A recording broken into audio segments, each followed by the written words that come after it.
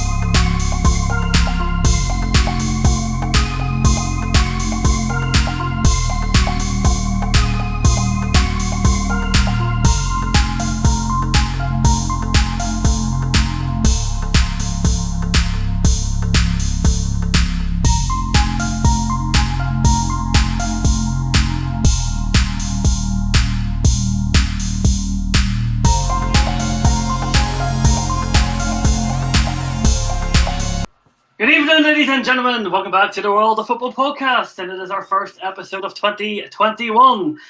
As we say, we're on the Dugout Football channel, and unfortunately, Doug is not here on his own channel. I know, disgraceful, absolutely. You know, I don't get paid for this either, but I'm a nice guy.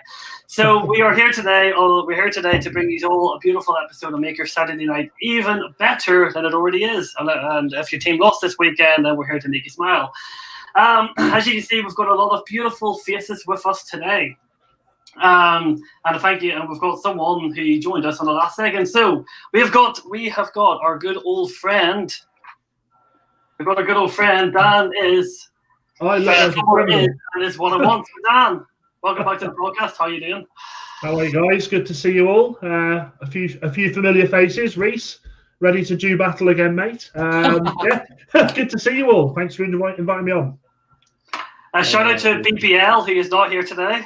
No, it's my stream familiar guys as well. That beard, man. Shout out to Paul, who is not here with us today. Nathan. There we go. Nathan, you're on for your fourth consecutive episode. How are you doing? Thanks for having me on, mate. And that's what happens when you play Wickham away and don't win. Reece, how are you doing, my friend? I'm sure you're very happy after United and Rangers getting the results they needed. Fuck yeah. Perfect, mate. Perfect as always. Good start to New Year.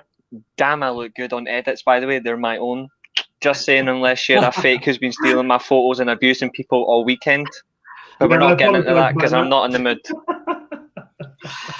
And thank you. And we've got Owen on today from the Cop On. Owen has literally came on with 35 minutes notice due to Chris Ellis from Fill It Together. So Owen, thank you for joining us and thank you for coming on short notice. Well, it's an absolute pleasure. Yeah, 35 minutes is not enough time to find a better photo. So yeah, but it's a pleasure to be here. Thank you. So we're going to say hello to everyone in the chat. Hello, East Scotty, saying good evening, Doug. Doug is not here, but he is, of course, in the chat if anyone wants to say hello to his beautiful face. Nathan, good hello to you too. Just piped in to say hello. Thank you, Davis. We appreciate it. United will win the Prem, no doubt. Well, that is on our agenda to come. Don't you worry. There's a thumbs up for you, Owen, from one of your associates. Just going to say, love the intro. Evening, everyone. Thank you, Helly. Yes, it took me all week to make that intro, so glad you enjoyed it. Oh, Ferry Stunch 55 is coming. By the way, can we just say, Luke Carson is my friend who I'm currently in an Xbox party with, and I play. This is the guy who I have Madden battles with all the time, Nathan. So I'm going to get laughed at after tonight. Luke knows. Luke knows he gets off for me the comments tonight. He's a massive Rangers fan, by the way. That's not the most flattering screenshot, is it, Josh? Listen, I don't have time to go through and get perfect photos of everyone, so you I know. wish you would. I look like a bloody criminal. There's something that the cop wants you to know. The best in the world, his name is Bobby Firmino, our number 9. Give him the ball, he'll score every time. I think I'm gonna be sick reading that comment. Well done. Keep them coming. The unbearable's gone on the laptop. Hope you enjoy it. Woohoo! What a match. Hortelli here. Craig, hey Doug. Doug's famous in the comments today, isn't he? Doug's got some fans. And there's my good Mark. Mark, hello. Good evening to you. Shane O'Donnell, good evening to you. And of course, Doug, just reiterating that he'll be in the chat tonight. He will not be joining us on the show. The man is that dedicated. He's on a bus in the middle of Scotland watching this on his data. So I think that should say all it is. So as everyone is probably aware, to anyone who is new or to anyone who is old, the World of Football podcast is hosted by Doug. I'm the co-host, except for tonight, so you're stuck with my ugly face and my terrible voice. And if Reece wasn't bad enough as it is, as Doug says, Happy New Year to everyone. So as I said, we're normally live every single Monday at 7 o'clock, but today we're doing it on a Saturday because we felt like it, and also with everyone returning back to work and potential exam revisions coming on, we thought it would be nice and actually give some extra episodes to you guys. So to anyone who's not aware of the World Football Podcast, I've got something for you all here, and also what has come up on today's show.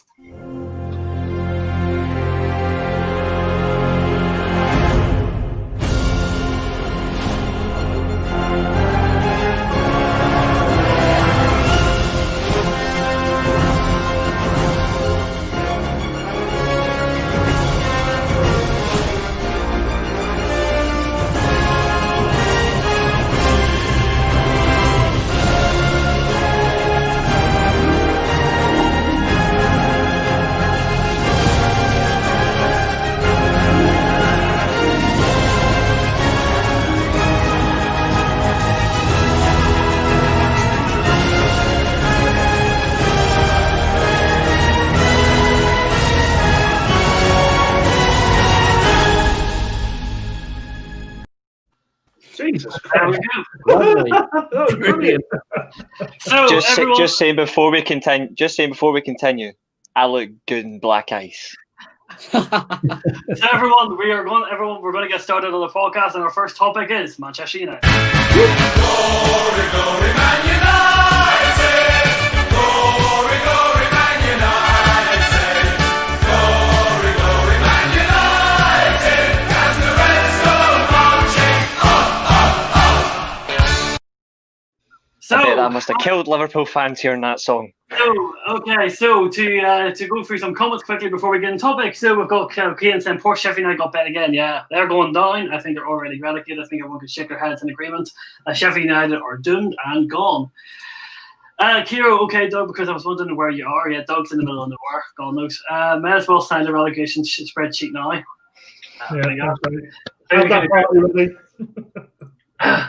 I'm a nomination. This is for an award. The song was right, you murderers. Okay, well, that's very aggressive. Look, Carson, my friend, says Reece knows ball because he supports United and Rangers. It all depends. If he guesses my Italian team, then he'll definitely say I know football. Good to see you, Helly. There's a little trick to look. Thank you very much. Wow, impressive. Yes, we've been working hard. Liverpool are a bunch of the press. Oh, come on. Also, guys, obviously not. If you're going to be like that in the chat, if you're going to be like that in the chat, I don't care. Get out, because I'm not having it. I hate Liverpool. I hate Liverpool. I hate Leeds. I hate PSG. I hate Marseille for '93. But come on, have a little bit of respect. Don't bring death into this. If you're going to be like that, piss off. So to get on to this, so Manchester United bet Aston Villa, who are a very informed team, at Old Trafford last night, 2-1 with a goal from Anthony Martial and a penalty from Bruno Fernandes, which had some controversy, but we will get on to that. So Manchester United are currently second in the table with a game in hand, and they are level on points with Liverpool. Obviously, Liverpool did not get a particularly great result against Newcastle. So I'll start off with you, Reece, as the Manchester United man. Are you hoping? Do Do you think he can go all the way? Well, I think any Man United fan in this, like myself or any Man United fan that's in the chat, they would be, yeah, of course you'd hope for it. But I think the one thing I have to say in all respect is I don't want to get too carried away, because it's only January. I need to wait until maybe March, start of April to see where United truly are. But at the moment, I'm glad where we are. We've won the most games of any team in the Premier League so far. Liverpool play on Monday, so it's all pressure on them. For me, that's great to see how they respond, because they've got Southampton, and Southampton are one of the form teams in the league. We've just played Aston Villa, who've got the best away form in the Premier League as well. So it's just a matter of seeing how United pick up results. At the moment, I'm going to say I'm happy where we are. We just need to keep things going. But at the moment, I want to see where March, like maybe late March, etc., and then into April. From there, brilliant. But at the moment, I'm just buzzing that United are in the top two. See where it goes from there. What do you think's been the difference between where Solskjaer was at the start of the season with that loss to Crystal Palace and to where now? What do you think he's managed to do that's had a key change in United now being able to win games in the fashion that they're winning them? I think the one thing that he's done smartly, and obviously the likes of Dan and Owen and Nathan, they'll see things differently because they're rival fans. So they may have like well, obviously Nathan isn't a rival; he's got a team in the Championship. But hey ho, I'm not a rival. I'm a United fan. Dan, you're a different kind of United fan though. You like Phil Jones. I don't like. To be fair, we had a blast on that podcast. I think the one thing I will say is what he's done is he's kept players on side. He needs to keep his players he needs to keep his top players on side. He needs to keep the squad happy, because if he doesn't have a happy squad, they won't play for him. And the one thing that has benefited United this season is teams elsewhere have been slipping up. Chelsea spent so much money in the summer; they have been inconsistent. Arsenal have been hilarious. That's typical. Liverpool have not had the best of results. They'll say it's down to injuries, but frankly, they just never got going. And the likes of Man City, I've got no idea, but that's just absolutely hilarious.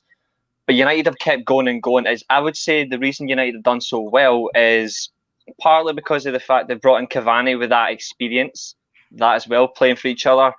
And I would have to say just the fact that Solskjaer must have something in them that he's given them that sense of belief. But at the moment, you can't get too carried away. The away form has been United's secret this year. Like the away form has been truly important. It just needs to be converted to the home form. I think there's another aspect to that. I agree with what you're saying. I mean, City are still in it, mate. They win both their games in hand. They're a point behind us at Liverpool. It's lot closer than I think people give them credit for. There's a key change from last season for me, and that's the belief going on. So last season, it's 0-0 against Wolves. I think United look at that. Ollie looks at that and says, yeah, take that. It's not a loss. We'll keep that. Villa last season, it goes 1-1. Again, I think we sort of lose that belief and the confidence. Different this season, we keep going to the end, and it's starting to get a bit like, and dare I say it, and without sounding like an idiot here, but it's like the old days. United are attacking. It's attack, and start of the season against Brighton proved that. We went till the very end. I mean, the controversy. Should it have been a penalty? Well, I still think it should have, because the phase was in play still. It's different. It's a lot different. Now, of course, look at City. City are catching us, but look at Liverpool, and this isn't a dig at Liverpool. Liverpool have had a lot of injuries. I've had a lot of clubs. But Liverpool having to learn, Klopp's having to learn this season. It's all fair and well winning the Premier League, but retaining it is a whole different kettle of fish. Retaining it, being that club that everybody wants to beat is what's making this season a lot more interesting. Long may it continue. A little stat for you: 1st of November, we were 15th. That shows how far we've come in 2 months. Now, I think a part of Mark's made here is a very good point. I think to put that to answer his question, answer that point very questionally, Bruno Fernandes is exactly the reason for that. Bruno Fernandes has been like the significant impact for Man United, but I think the other thing that comes in hand is not just Fernandes is by far Man United's best player, but the one thing that's you've got to hold down to is he mentioned a key player as well. He mentioned Fred. The way Fred breaks up the playing defensive midfield, he's been so consistent, and he goes under the radar. And I know a lot of people will say, "Oh, McTominay's the same," and Albeit, yes, but it's all down to players doing their job. But Fernandes has been such a consistent player, and I agree with Dan, like the sense of like where we've come from short 2 months ago to now. We're unbeaten in 10 games, and we are flying.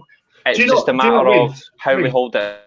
Do you not think as well, the bench from last season, like last season, we were calling on the likes of Pereira to come off the bench and try and change a game for us. This season, we have got a lot of strength on that bench. It's unreal. Like, you know, against Villa, we bring on Matic to shore the game up. Last season, Matic would have been playing every game and tiring himself out. There's a lot more belief in the players there. And the players they've got coming through, like you say, the Cavani's. Cavani's been a massive... Let's get this right. It was still... To this day, I think it was a panic buy because we wanted someone else. He was free, but he's been fantastic. I think he's so important on the training pitch for Greenwood, Martial, Rashford to learn off. People like that, it's worth its weight in gold. But long old way to go yet. Long old way to go.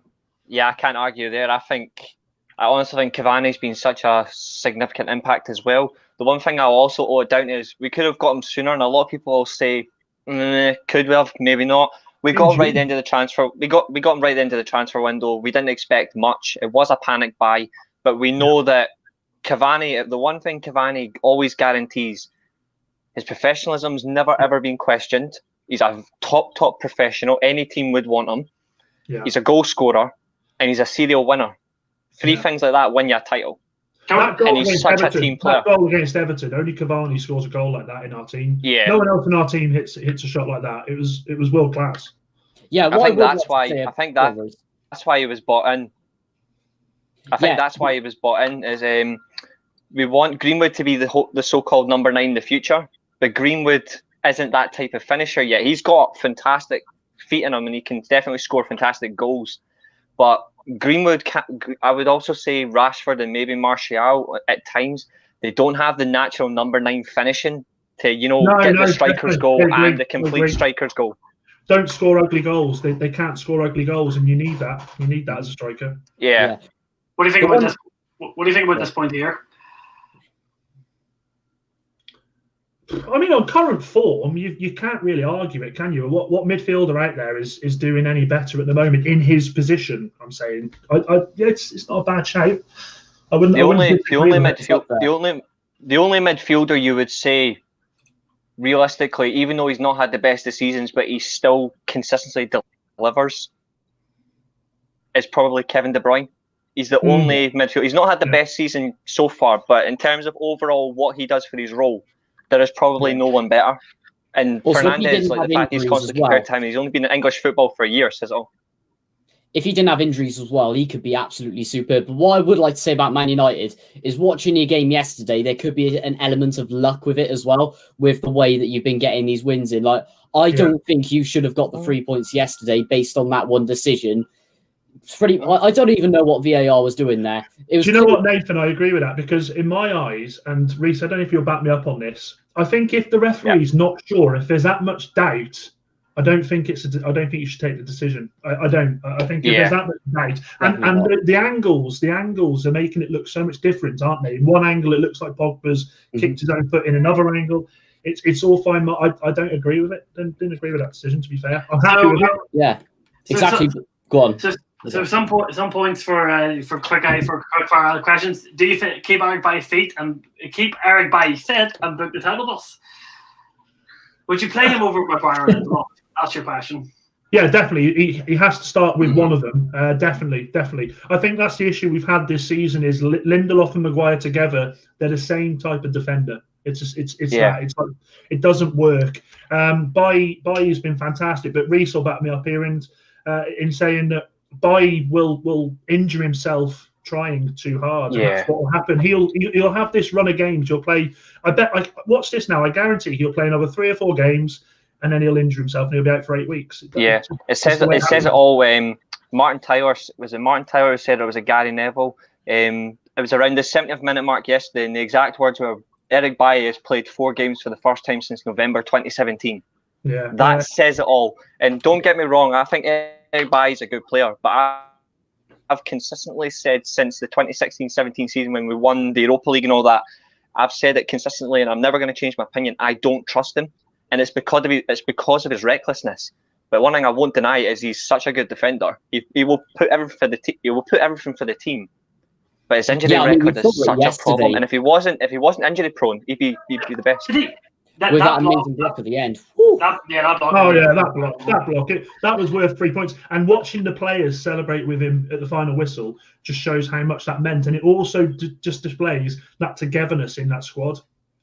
Very true. So what was this point here? Go ahead, Owen. Yeah, I don't think United. Obviously, I'm a Liverpool fan. I can't be objective in this because I don't want you to win. Hate is too strong a word. Sorry to address what you said at the beginning of the podcast. We are rivals. We should not like each other, but let's reserve the word hate for those who deserve it. And once again, that idiot posting comments about Hillsborough at the start of this podcast was rather upsetting. So thank you very much, Reece, for standing up for real. You can have a hate with rivalry. That's fine because that's how we are. I mean, I'm a Rangers fan and I hate Celtic. But if there's one thing I won't condone is I will never talk about Hillsborough. And I'll never talk about Hazel, for example, because it's just as bad for Juventus fans. Yeah. There's a clue for what Italian team I like. Horrific tragedies. There's nothing to do with anything. But sorry, to go back to the point, your defence, you're averaging 1.50 goals per game conceded over the course of the season, Manchester United. And I work sometimes in football. I speak to people who work in football in France, right? And I know for a fact that PSG, before they played you at Old Trafford in the Champions League, they were hoping that Harry Maguire was fit because they had sort of identified him as key to some problems you have in defence. But it's not just Maguire, of course. I mean, there are a lot deeper issues. But to average, I think you're the sort of 9th worst in the league in terms of goals per game. Man City are the best with 0.86 goals conceded per game, and Liverpool, mainly because of that one result against Villa, are on about 1.2 or 1.3. We're not doing very well either. But my worry for Manchester United is that I think, as Nathan suggested, there's a bit of luck. I've watched pretty much every game this season of Manchester United. Very interesting team to watch. And because you never know what's going to happen. But I think there is an element of luck, as Nathan was saying, to this run. And it's like you're in the middle of a really strong run that I don't think you've got enough to sustain. I don't know if you would, if I'm being too harsh there. I just don't. I think you are at all. I think Dan will agree. I think Dan will agree with what you're saying. What I'm going to say as well is the one thing that's consistent with Man United is you don't know which United is going to turn up. So that's the one thing we need to. That's the one thing we'll always bear in mind. But the one thing we won't shy away from is when a rival speaks about your team, it's because a rival wants to see you fail, but a rival speaks fact. It's not just there's a sense of bias, but there's also a sense of the unbiased side of where a rival fan of we can see where you're good at, but we also know exactly what your weakness is. So it's not blind. But I think, and this is not a dig at Man United fans, but there's some Man United fans that forget this, and they forget every club though, Reece, doesn't it? I mean, there's so much blind loyalty. We have to be careful of it. I completely agree with what Owen said there. I had this conversation with a few chaps at work. Going forward, United are top 4. They're brilliant. But at the back, we're just being sucked into bottom half of the table defending.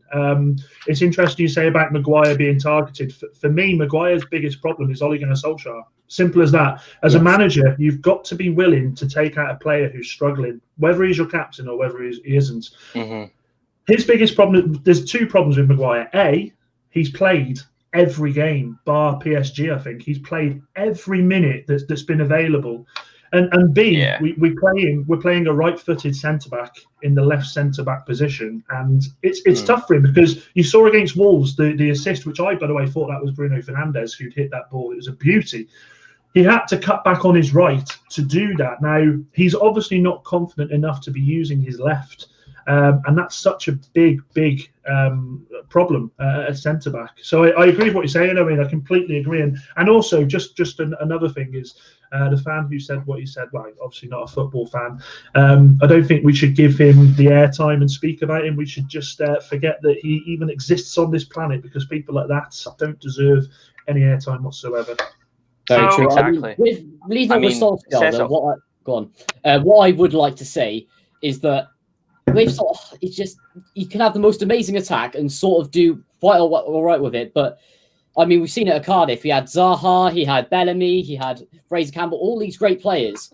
But it's the defence. If he can't get that defence working, then he is just going to fail as a manager. I have seen it so many times before, and he does not like to change anything at the back. He likes to keep it the same. If it doesn't He's got work, his favourites. He's got his favourites. It's as simple as that. I mean, the biggest one for me is the fact that he has actually cast Lingard out, because for a while I honestly thought Lingard was his adopted son. I don't know how he was playing so many games last season. Going forward, I think he needs to be stronger as a manager and utilise and play players for form, not just for the field. Yeah. Sorry, for some comments to answer some people's opinions in the chat, if I can try and find them. So Helly, this is an old comment, but Helly thinks that the squad depth is completely different this year, and I think that 1 million percent, Hella. 1 million. Absolutely. Don't think many people have too much arguments. This is an interesting stat. Russia has the most goals from the left wing position in 2020. He's underrated by some rivals. Okay, here's a question to your rival directly. Owen, do you underrate Rashford? Oh, no, absolutely not. I think he's, I was a bit surprised that Reece was saying that, Man United, Fernandes is by far the best team, by far the best player you have in your team. For me, Rashford is, almost up there with Fernandes. He's very, very close. He's one of, I would say, two world-class players that you have, actually, in terms of Bruno Fernandes and Rashford. I don't rate any other. I might be forgetting someone, but I don't really think anyone. I mean, you've got lots of sort of 8 out of 10 players, but you don't have many 10 out of 10 players. But Rashford, maybe not every single game, but often he's like 9 or 10 out of 10. When he picks that ball up, he's the one player in that team, other than Fernandes. When he picks that ball up, he's either going to hit a 35-yard worldie, or he's going to take on 3 players and bring another player into it. I agree with you. I agree completely. So some other comments. So Harry and Lindelof need a quick centre back to pair them. That Rio and Vidic was the perfect example. I would go I would go another one. I would say Johnson and Stam were the same. Like they were both right-footed as well, and they were comfortable at the back. Pallister and Bruce. But I think it's not just. I don't think it's because Lindelof and Maguire. I think Dan made the perfect point. They're the same type of centre back, and you can have 2 right-footers playing beside each other, but they've got to complement. Maguire and Lindelof don't complement each other that well. Have you not heard what the Sweden coach has said about Lindelof? He's been overplayed and he's been injured for nearly 2 months. Doesn't that say all you need to know about the faith and all? Too much faith that Ollie has in these players. Or the desperation. Desperation, yeah. Here's a point from a Manchester City fan, Pete Shepherd. Welcome to the stream. I only joined the chat a few minutes ago, but I haven't heard anyone talk about the fact that United don't have the Champions League. That could only help them if they stay in the hunt down the stretch. Oh, I'd rather play Wednesday, Saturday than bloody Thursday, Sunday. I'd rather play Wednesday, Saturday all day long. Hate Sunday, Thursday. Yeah. The team is showing we can sustain a consistent run in the league, but I agree that I don't know what team will show up. The team that got trashed by Spurs or the team that will not trash Leeds. Well, he lost against the tactician, didn't he? Against Spurs, Mourinho was. People give him so much stick, and he's a dinosaur. He's this, that, and the other, but he's a winner. Yeah, he is. He's a serial winner, and no one would have wanted to win that game more than him. He's the Portuguese Big Sam. Definitely. Maguire looks brilliant with Bailly next to him. I agree. It's that faith, though, isn't it? Maguire knows if that ball gets past him, that Bailly's there to sweep it up. I like Maguire. He's a very good defender, but needs the right defender next to him. The same with Victor. He played left centre back for Leicester, was fantastic. I don't think that's an issue. I thought Johnny Evans played left centre back. I agree with that. I thought Johnny Evans. Played the right. Sobby at the back this season. Harry is slow. He can't track back when he's up the pitch. He needs to partner with pace. Mm-hmm. Yeah. A good centre-back partnership has got to complement both with the vision of 2 defenders, but you've also got to have the comfortable on the ball, being able to. One thing we've got that Eric Bailly assures is confidence in the air. I think he's more confident than Maguire at times. Maguire's great in the air, but I think Bailly's more, maybe because he's so reckless. He just knows he's so good in the air. But He's just so good coming forward. He does what the hell he just goes for it. He goes for it. A good comment here from Doug is that De Gea looks like he's back to his best this season. Oh, he was absolutely superb yesterday. Getting saves everywhere. It's probably the best keeper performance I've seen this season. Even from both keepers, I thought Martinez was very good for Villa in that one as well yesterday. Yeah, I agree. Yeah. Goalkeeping masterclass from both sides. If Maguire and Lindelof have played too much football season, then God help Joel Matip and Nat Phillips as this season goes on. And Matip has already been injured twice this season. Isn't he injured again now as well, Matip? Yes. Yeah, he's there for 3 weeks. Got a question for Owen actually, like on the back of that point. I seen an article yesterday just saying like how Liverpool can beat Spurs, not Spurs, beat Man United. And this was funny. It said because you're already playing Fabinho in the back. The article suggested why not you play Jordan Henderson beside Fabinho at centre back. I was like, surely that's got to be funny. But what's your thought? Jordan Henderson played at centre back in the second half against Fulham, and it did not work at all. No. Yeah, I know that's why I want him there, but I just want to get like Owen's thought on it.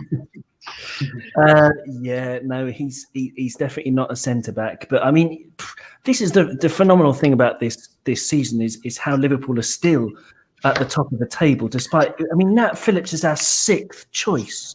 Fabinho is sensational. For me, he's the best centre back in the league, even though he's not even a centre back.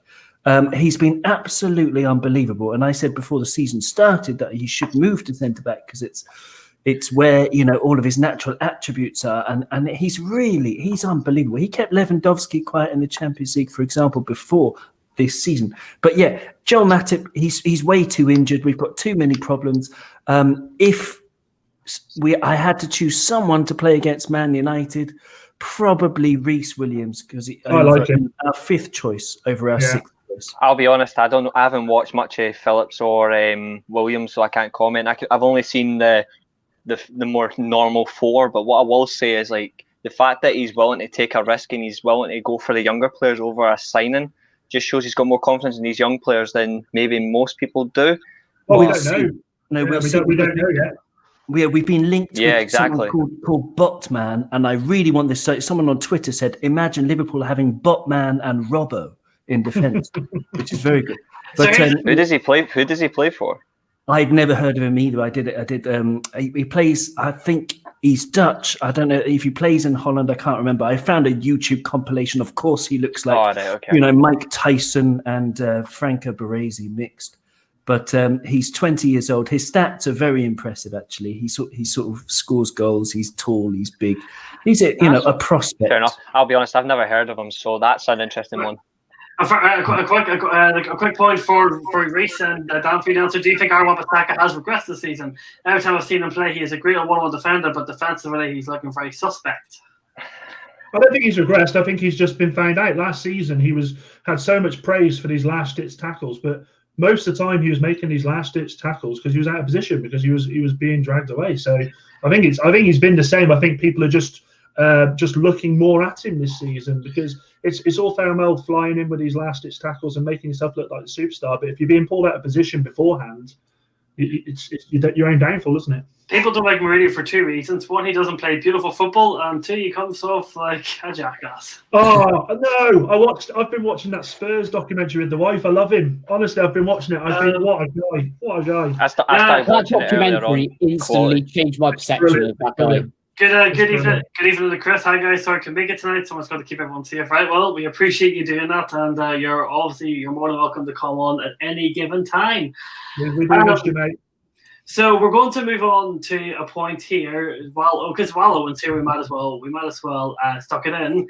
The big game, obviously, between Manchester United and Liverpool at Anfield, which I think is on the 17th of January. You can't play Pride at the back end. So, no chance. To start off with Owen, Owen speak. Owen, you have your unbeaten record at Anfield. You are depleted with injuries, and you come up against a very good United team. But as proven against Spurs, who were in form at the time, you raise your game no matter what at Anfield. Do you feel like you could beat Manchester United, especially if they played a high line with Maguire, maybe with Victor Lindelof? Do you think Liverpool could beat? Do you think Liverpool could douse down United fans a wee bit? Well, United have a very, very good record against Jurgen Klopp and Liverpool. I'm going to say that this season is the same as the previous seasons, and that I don't think it will matter. And I'm sorry to Manchester United fans, but I just even if Manchester United win and end our run, I think now we have Thiago Alcantara back. I think Liverpool are in the best position possible, first in the table, albeit level on points with United. But I just honestly think everything depends on injuries from here on in. But with Thiago, I think we will show our class on the day. I do think we will win. But even if we don't, it's a matter of time before Liverpool start, clicking into gear properly when we get players back. Because you said before that Liverpool have had injuries like other teams. We haven't. We've had absolutely crazy injuries. Excellent. There we go. Lovely. Phil Jones there. Excellent. And I just think honestly, I'm confident about this game because Liverpool do step it up, as you say, Josh. And I just think win, lose or draw, I do see Liverpool actually kicking on from here. Liverpool fans, my centre-back pair for United game would be Reece and Phillips. Yes, you'd sacrifice the aerial threat from corners, but they get rid of everything. I'd be happy playing against them. I'd love it if we lined up against them. One thing I will say for Liverpool is Liverpool's best chance of winning this game is if Victor Lindelof and Harry Maguire, your centre-back pairing, because if the ball goes over them, they've not got the pace to catch up to the likes of Mane and Salah. That's your only option. If it's by centre-back, you haven't got a chance. Just saying. But United won't push up. They'll do the same thing they did against PSG. They sort of double up on the wing, and they did it very successfully against Mo Salah. Well, double up, yeah. But in terms of double or treble if you've got a chance attacking wise, that's your best opportunity. I don't think they've got the pace to catch Salah and Mane.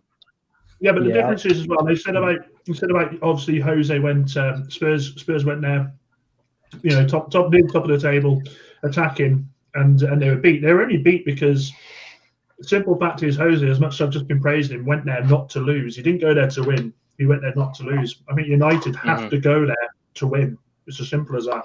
You think Ole will set up United to win in a very different way to Mourinho? Because I think Mourinho's tactics. Can I just make a quick comment? I think a big difference for Ole's setup is the fact there will be no fans at Anfield. That will make a big decision to completely change the way Ole's going to set up the team. Not sure about that. So on to some other comments. Mr. Luke says that I hate to say it, but he would take the point at Anfield.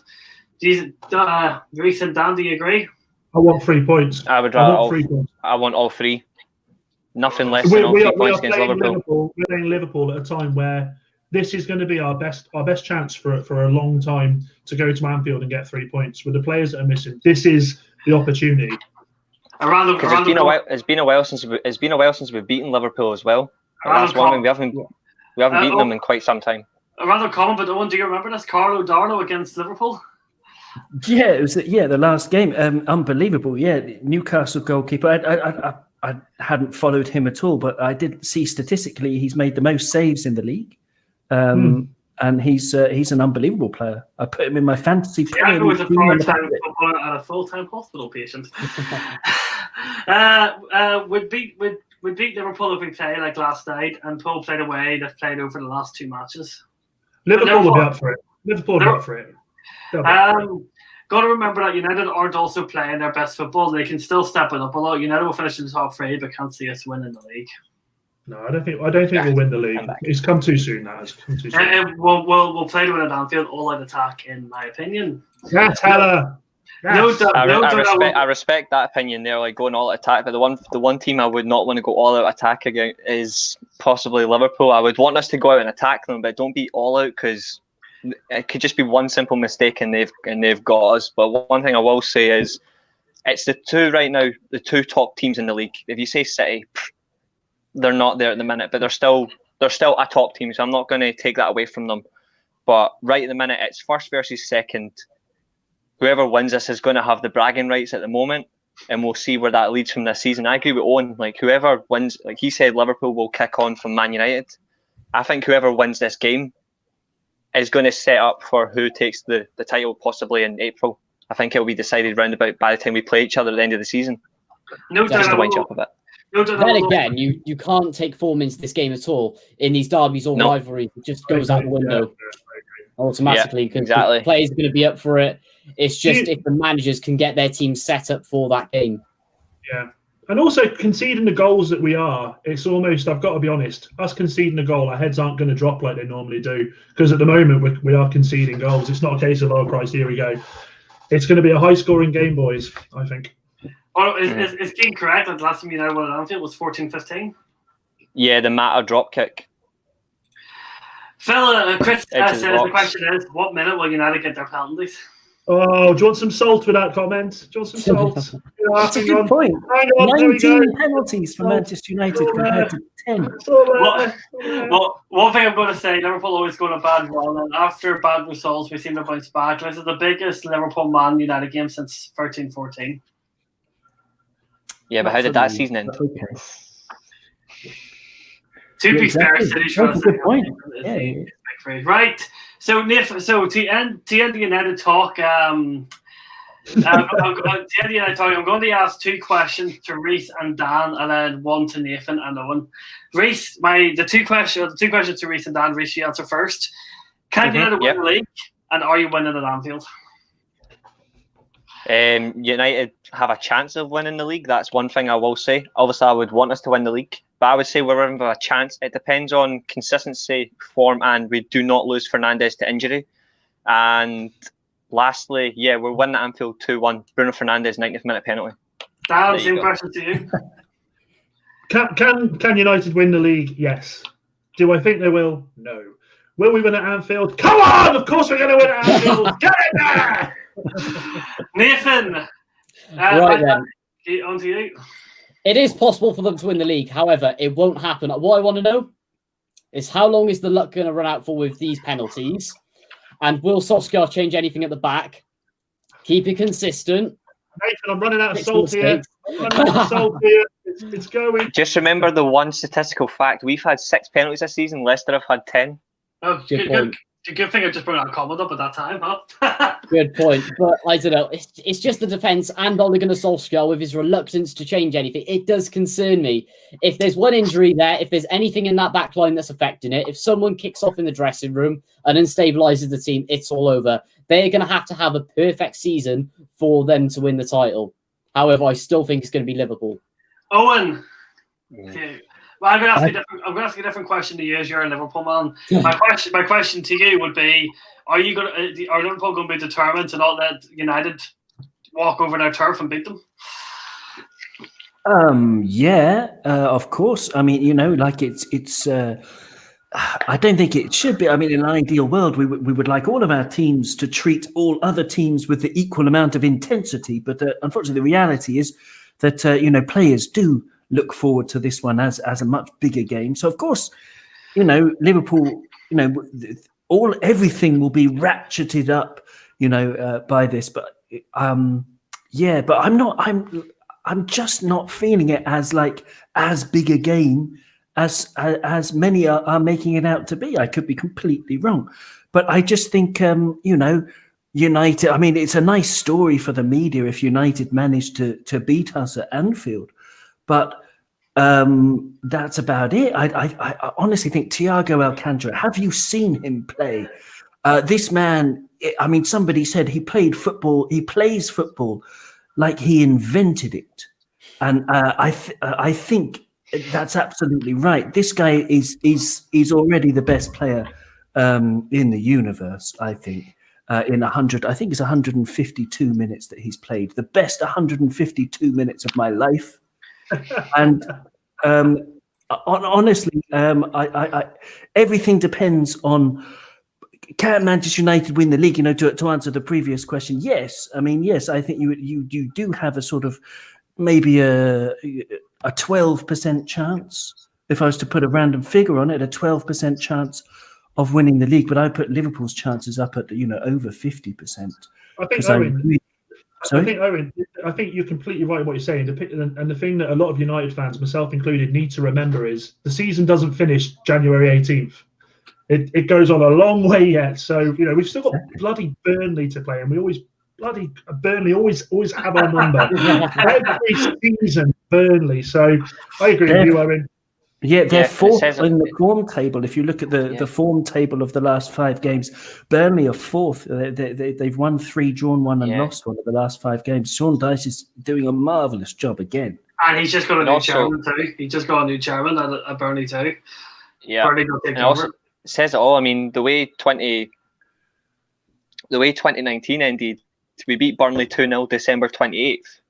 And then we lost to them right at the end of January, just like after we played Liverpool. We lost to Burnley. So we have, they are our bogey teams. And Wolves and Burnley are our bogey teams. Like they just, they're a hit and a miss with us in the fact. We've only beaten them once in the Premier League. I'm sorry to say, we've talked about United for 45 minutes and we'll be here for hours if we keep on going. So, and it's time to move over to Reece's country of the other big game that was at 12:30 today in the Scottish Premiership.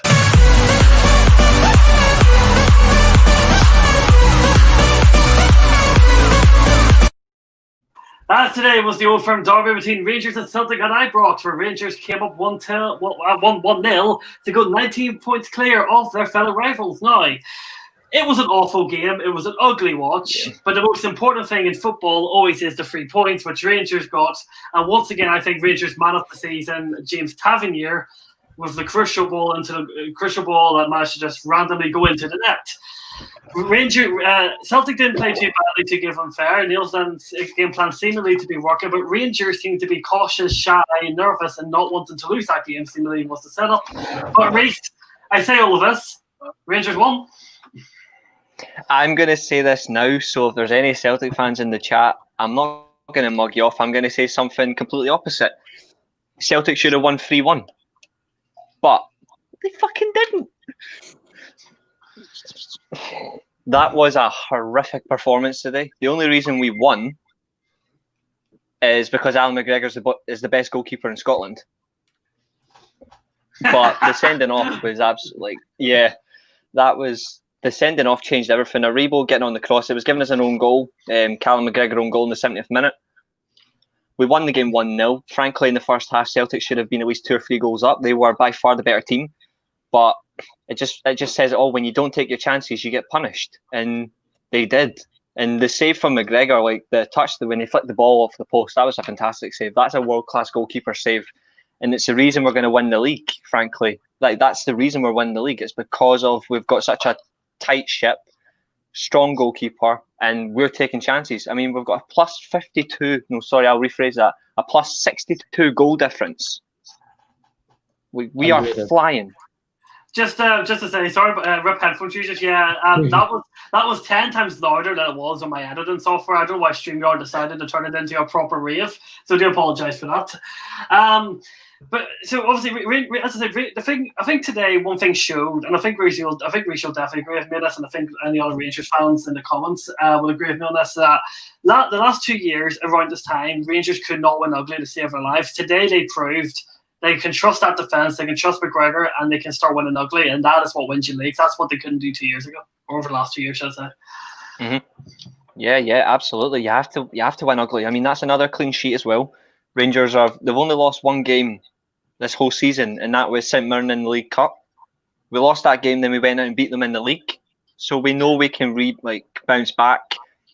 The one thing that is important is don't get cocky, because Celtic still have 3 games in hand, and Rangers' next run of games is Aberdeen at Pittodrie, Motherwell at Fir Park, Hibs at Easter Road. That's 3 hard away games, and contrary to opinion, even though I'm a Rangers fan, I want us to win all 3 games. We can still drop points, but the league, in my opinion, is done. I don't see Celtic getting back in it. They could win their games in hand and catch Rangers, but it will not be like they're not going to catch them as simple. I think Rangers are still going to have a big gap, but there's no way. I don't see Rangers losing 4 games. Like, I don't see it happening like this season. I don't see them even losing 2 games. The unbearables. That's a good way to piss someone off. Anyway, Doug thinks that there's no chance Celtic can claw the points back. Now, here's a question from Chris: What links goal scorer Callum McGregor to Aston Villa captain Jack Grealish? No They're idea. They're cousins. They both have the letter L in their name. Right, Funny. They play Reece, football. could Rangers go unbeaten? Well, Celtic done it in a very weak league with a weak Rangers squad. Rangers can do it the exact same way, but I think the difference is if Rangers go unbeaten, they'll be like, oh, because Celtic were poor and Rangers will not get the credit they deserve. Whereas if Celtic do it, they get praised as, oh, they've done the Invincibles. Rangers can certainly go the league unbeaten, but they've got to play game by game. Don't get cocky. Take it game by game. Get the results. But yes, certainly Rangers can win this, and they could Rangers have definitely won it, but Rangers can certainly go this season unbeaten, and I'd be quite surprised if they didn't, because I don't see anyone beating them realistically, and that's not me being cocky, but they've been so consistent at the back. Does Europe have something to do with that, though, Reece? Does Europe have a big part to play in that? I mean, the further they get in Europe, that chance of getting to a final, less than players. No one's guessing that. Like, fair play. Yeah, Really? never. Jack Grealish is on loan at Notts County. I would not have called that. I'm Wikipediaing that now. You mentioned Europe. Rangers have had a very good.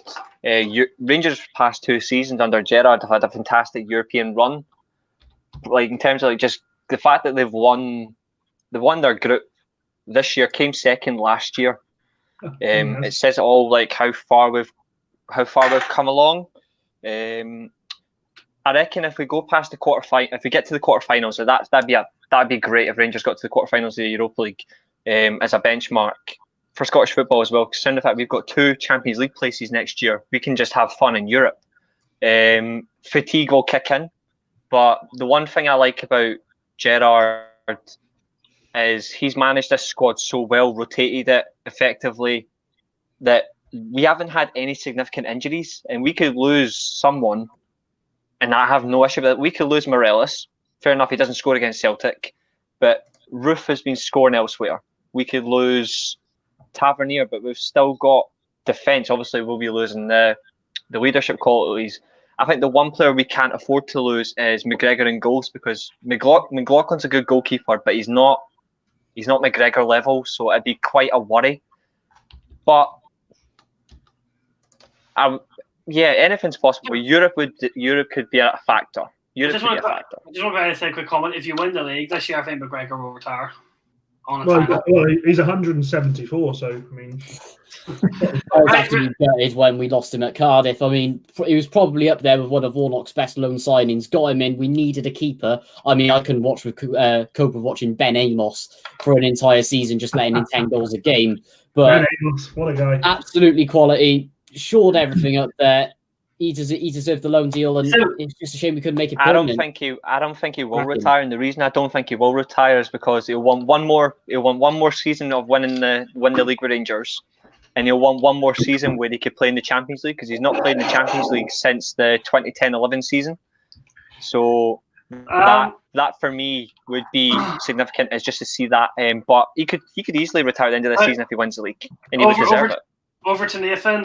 You obviously probably don't follow Scottish football as close as me and Fing do, but on a very quick answer, with 90 points clear ahead of Celtic have 3 games in hand, still play Rangers twice, once at Celtic Park, once at Ibrox. It'll be embarrassing if Rangers lose. That's probably a sackable offence for Gerrard in itself. I think Gerrard would actually resign if he doesn't win this. Because I'm sorry, that is the biggest bottling ever if Rangers don't win the league this year. They've got it all in their hands. Mm-hmm. And even if their whole team went out injured, surely they've still got to win the title. Owen, same question to you. This is the Rangers to win, isn't it? Well, I like putting percentages on things, and if I mean it's 100%. Like even if aliens come down and there's an alien invasion, which there is a chance of course, before the end of the season, Rangers will still win the league. So yeah. That's my answer. Carson says the big difference this year, there's no reliance on Morelos. When he was off form last year, we fell apart. Spot on. We're scoring goals everywhere. James, be careful. Jar seems to have a knack of slipping up. I think as a player, yes. As a player, yeah. The one thing I will say is as a manager, Gerrard actually, I know he played for Liverpool, but the one thing I will say is I'll give him credit as a manager. He seems to understand situations really well from management. He's good at rotating his squad. He doesn't like to. He has his favourites. That's true. He has his favourites, but he isn't afraid to take them out.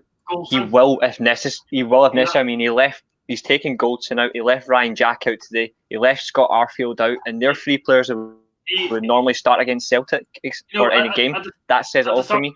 At the start of the season, when things were a bit more unpredictable regarding Morelos and transfers, he was not scared to let him out, even though he went at the time he was your best player. He was not scared to leave him out at all.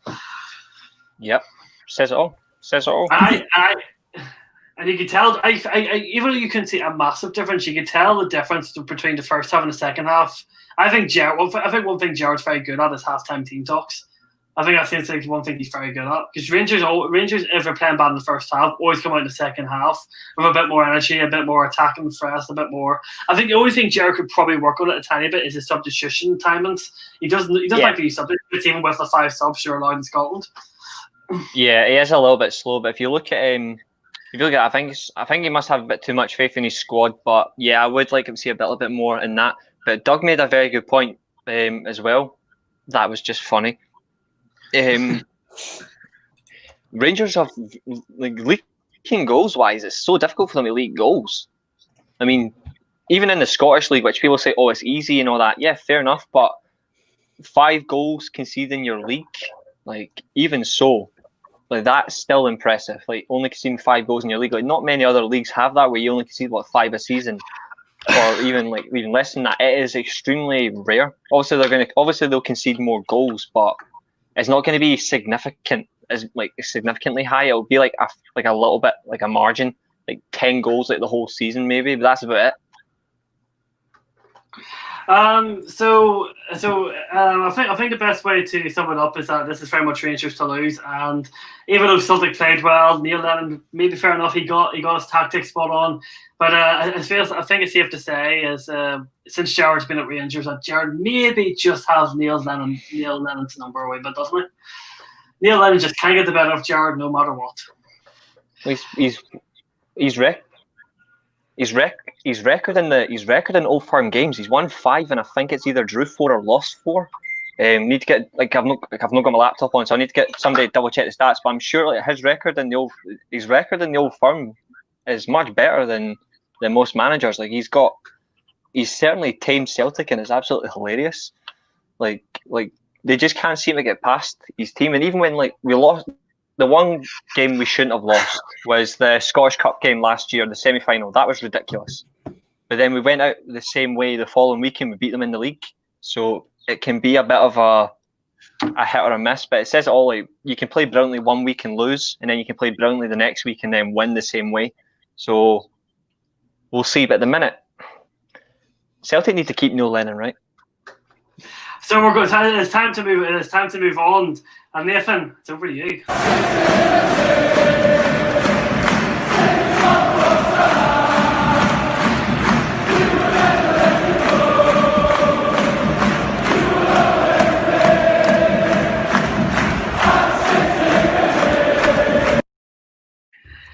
First of all, go with the Salah chance there, haven't you? First of all, I want to say the reason I chose that song is on the 21st of January was the day that we found out about Salah's plane crashing as he was coming over to Wales to travel with Cardiff.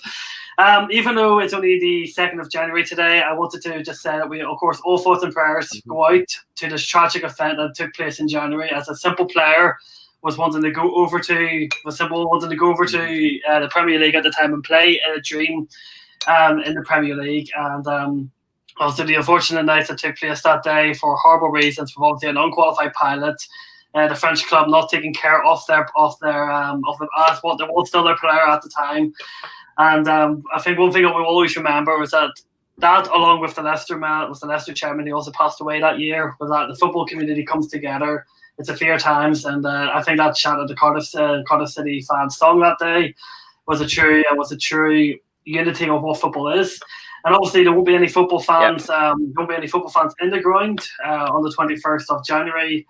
to obviously play their tributes, but I'm sure tributes all over Wales, all over the Premier League, and all over the world will be paid to Salah, who unfortunately lost his life when he never ever should have. So I chose that song for that reason.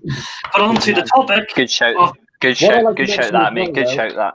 Is it's going to be a special one whenever, if we're ever allowed back, because we still haven't paid tribute to Peter Whittingham, our all-time biggest club legend. God, yeah, Peter Whittingham. I forgot about him passing. Yeah, we have not had a single tribute to him yet because obviously we haven't been allowed in. But the outpour of support, if it would have been during a regular season, it probably would have been the biggest tribute in football that year, aside from Maradona last year, just because of the way that he absolutely transformed our club. So on to the topic. Right, obviously I was there in your stream that day, Nathan. You lost 2-1 to Wycombe Wanderers, bottom of the championship. After beating Watford at Vicarage Road to losing to Wycombe Wanderers, the picture of Neil Harris in the dark looking clueless. He doesn't have a solution, but he's been on his own downfall. Like, the 4-4-2 that he's been playing clearly is not working, yet he's sticking by it. He'll get himself sacked if he doesn't make the right changes. Yeah, he's got to do something about it. But the thing I would like to mention that is nothing to do with Harris is we have had an awful lot of injuries, a lot of bad luck there. I mean, we've now lost our club captain to injury. We've got no depth at defence. We're playing a midfielder at right back. Let me just add, he's so uncomfortable there, Bakuna, at the moment. We're starting to struggle with depth in midfield as well. We're playing a kid who's like a year or two older than me up front. Who has never played championship football before, and even last year he was playing in the National League, and he was all right, Mark Harris for Wrexham, but I just don't know whether he's championship quality as of yet. He has showed good glimpses of him playing, but I don't think he's ready. We're struggling with depth. In January is a pivotal month for us. We got to get that right back in. I don't know how much we're going to get funded, but I am so split on whether I want Harrison or not. Yes, because he has been poor. Some of the games we've lost, including the derby where we just did not turn up at all, is absolutely inexcusable from his performances. And he should face the full brunt of that, including the players of the derby who didn't turn up at all. But the problem is with Cardiff. Whenever we sack a player, or not sack a player, whenever we sack a manager, Vincent Tan always brings in the cheapest option he possibly can. Tony Pulis. That's the thing I'm really worried about. I do not want Pulis. He's a Cardiff fan. No, he was unfairly sacked, to be honest. Where did he get sacked from? Because I know he got a job, but he didn't. Every Wednesday. 56 days in charge, 10 matches. Why did he get sacked? And why? Impatient owners. Because Sheffield Wednesday are freaking stupid. Didn't they start the season on minus points this season? Minus 12 that went down to -6 because they had their FFP charge reduced. But the thing is with Sheffield Wednesday, with the squad they've had, and they've having to bring loan players in. I mean, they loaned Aidan Flint off us, who I think is mid-table League One quality now, with the way he's sort of changed as a player. But they've got to give a manager patience there, no matter who they bring in. But the thing that the Chan series have been running that club for the last 2-3 years has been shocking. They got to completely change it up there, and they just got to be patient and stop burning money. So what do they change then to progress then? Because like you said, they'll need to stop burning money. But in the situation we are now, the problem for some clubs is they've got to spend to get to improve. Yeah. But can Cardiff fix their problems internally, or do they have to spend? Getting free transfers, personally. Keep faith in Harris. We got at end of the season for me. You're only 8 points off the playoffs. You're not 15, 20 points off the playoffs, and the championship is a very topsy-turvy table. Anyone could beat anyone in that division. I'd understand if you were sort of 10 points adrift, at the bottom there, but it's not. There's a lot of football to be played yet, isn't there? Yeah, exactly right, and that's why I really don't want Harris to go. I mean, there's a lot of toxicity within our fan base. Warnock completely united it together, and then it just split apart as soon as we are having these patchy runs. Cardiff fans just want everything to be perfect all the time. We got to, especially in the last few years, we got to go back, look at the 90s and the 80s where we were really struggling in the third, fourth division and almost dropped out of the league. So that's what Cardiff fans have got to remember, that we need to have these hard times in order to get back to these good times, as in staying in the Premier League for the first time, which would be my all-time dream. But we need to have faith in Harris. Maybe Tan help invest with and inspire Harris to get some players in, and maybe sort of just get the depth there. Nathan, would you like Pete at fullback or Nathan or a big old Doug at centre back? Ooh, I gotta go with Doug. Nathan, right, I'll do it. I'll make the call. Phil Jones, he's there tomorrow. Good man. To be fair, I'm going to take Phil Jones at the moment. I will sort it out. Good man. But okay, so my question to you, Mr. Nathan, is obviously Neil Harris. No, if Neil Harris, I said to you this before the stream, before we started. I think that postponement game against Rotherham was probably a blessing in disguise, because it will give him more time on the training pitch. Players get rested, maybe get a couple of players back for the next game. But my thing is, do you think Neil Harris could take you to the playoffs? Do you really think he can give you that push in a massive game? Do you think he's got the tactical sense to be able to go in a big game and win the playoffs? Do you really think he's that guy? Now, I know you said there's no one else better, but is he really he doesn't look like he's a tough guy who would yell at people in the dressing room if they're playing bad. He looks like quite a friendly, nice guy. Oh, Harris is a mate. Harris is a player who's a mean bugger. Oh, yeah. And he got sent off against Wickham as well, for what I thought Craig Pawson would be absolutely proud of that decision, quite frankly. Why did he even send him off? I mean, yes, he got shouted at a couple of times. If that was Neil Warnock in the dugout, he'd be sent off every week. Nathan, I was going to buy you a pint, but I'm not so sure. Well, if you remember the picture, if you've seen the pictures, Nathan was chugging a pint. He was. I think he would need a couple of votes if he lost today. But as I said, is Neil Harris truly the man to really take you to the Premier League, or is he more of a guy to build a team together for someone else better to come in? I'm sort of half and half, because that's what I think Tam was originally getting to, and he has a good record in the playoffs and everything, and sort of getting the youngsters through, because they wanted someone different, someone a lot younger that will get our youth system working. Because there was just, our youth system is an absolute mess when Warnock was there. We had no good players coming through, and they wanted someone that believed in the youngsters and try and inspire them. But that's going to be a 10-year job, I reckon, because we've released a lot of good youngsters who I thought would have possibly made the grade. But I think he's the guy who will stabilise us in the Championship, like we had with Russell Slade, and then Tan will eventually get the man in who will be able to push us up to the Premier League, like he did with Warnock. Because he got rid of Solskjaer, brought in Russell Slade, who stabilised the ship, got us out of FFP troubles, got us through that transfer embargo that we had, brought in Paul Trollope, who was an absolute disaster, and then got Warnock in. So I was happy with that. Oh. Doug's put you forget that Ollie's there. You forget that Ollie played there, don't you? Managed. Nathan, you're being Doug cool suggested Eddie Howe. I did. Eddie Howe wouldn't go anywhere near Cardiff. Absolutely not. He is so far off the table right now. I don't know why Cardiff fans are even suggesting his name or slapping Billich's. It's not happening. Definitely not Eddie Howe. He wouldn't come here. But Billich, we would have to pay him massively. It won't happen. Howe's waiting for Celtic, I think. Howe's waiting for Celtic. Do you want me as a manager? I'm a tactical genius. That would be good. You can sort the bloody volume, mate. You'd be terrible with 11 men. Oh dear! I swear that Doug wants to meet. I think Doug's going to meet half the people around the world. I see him. He's going to. I seen him say to Reece he's going to meet him in Livingston. He wants to meet me. He wants to meet Nathan. He wants to meet Paul. Then he's going to go over to America and buy peanut beer. I think I'll be hosting these podcasts probably when COVID's over, because he'll be on a plane half the time seeing everyone. Right. Anyway, as we move on we're going to go back to the Premier League. Now I'm the host, so I will be talking about this, but I'm going to watch Reece's face on the camera down below as I play.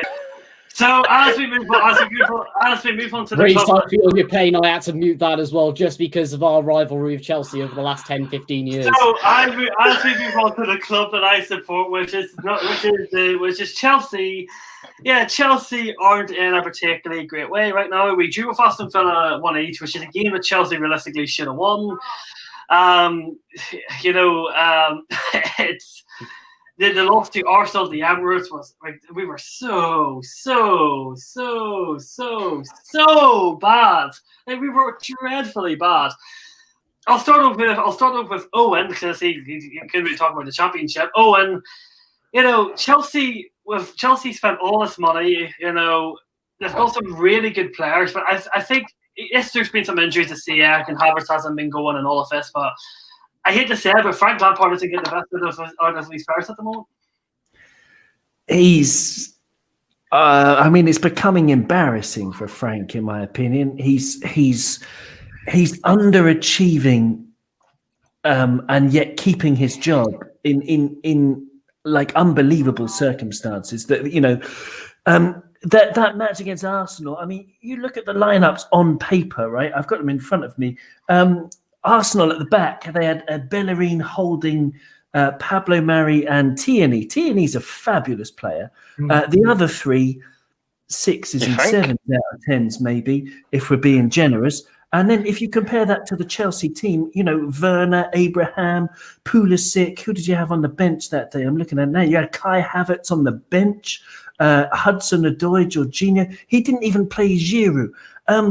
I think Chelsea is a complete mess, because this is exactly what happens when you have a man who doesn't know what he's doing, managing these egos, these hugely well-paid superstars who come to Chelsea because they think they're playing fantasy, Premier League, and they're going to win because they're the richest club. They think they're playing some kind of champ man for real. But the reality of the Premier League is that there's more than one rich team. And not only that, there are also lots of competitive teams who aren't so rich. So, Lampard has shown he cannot keep.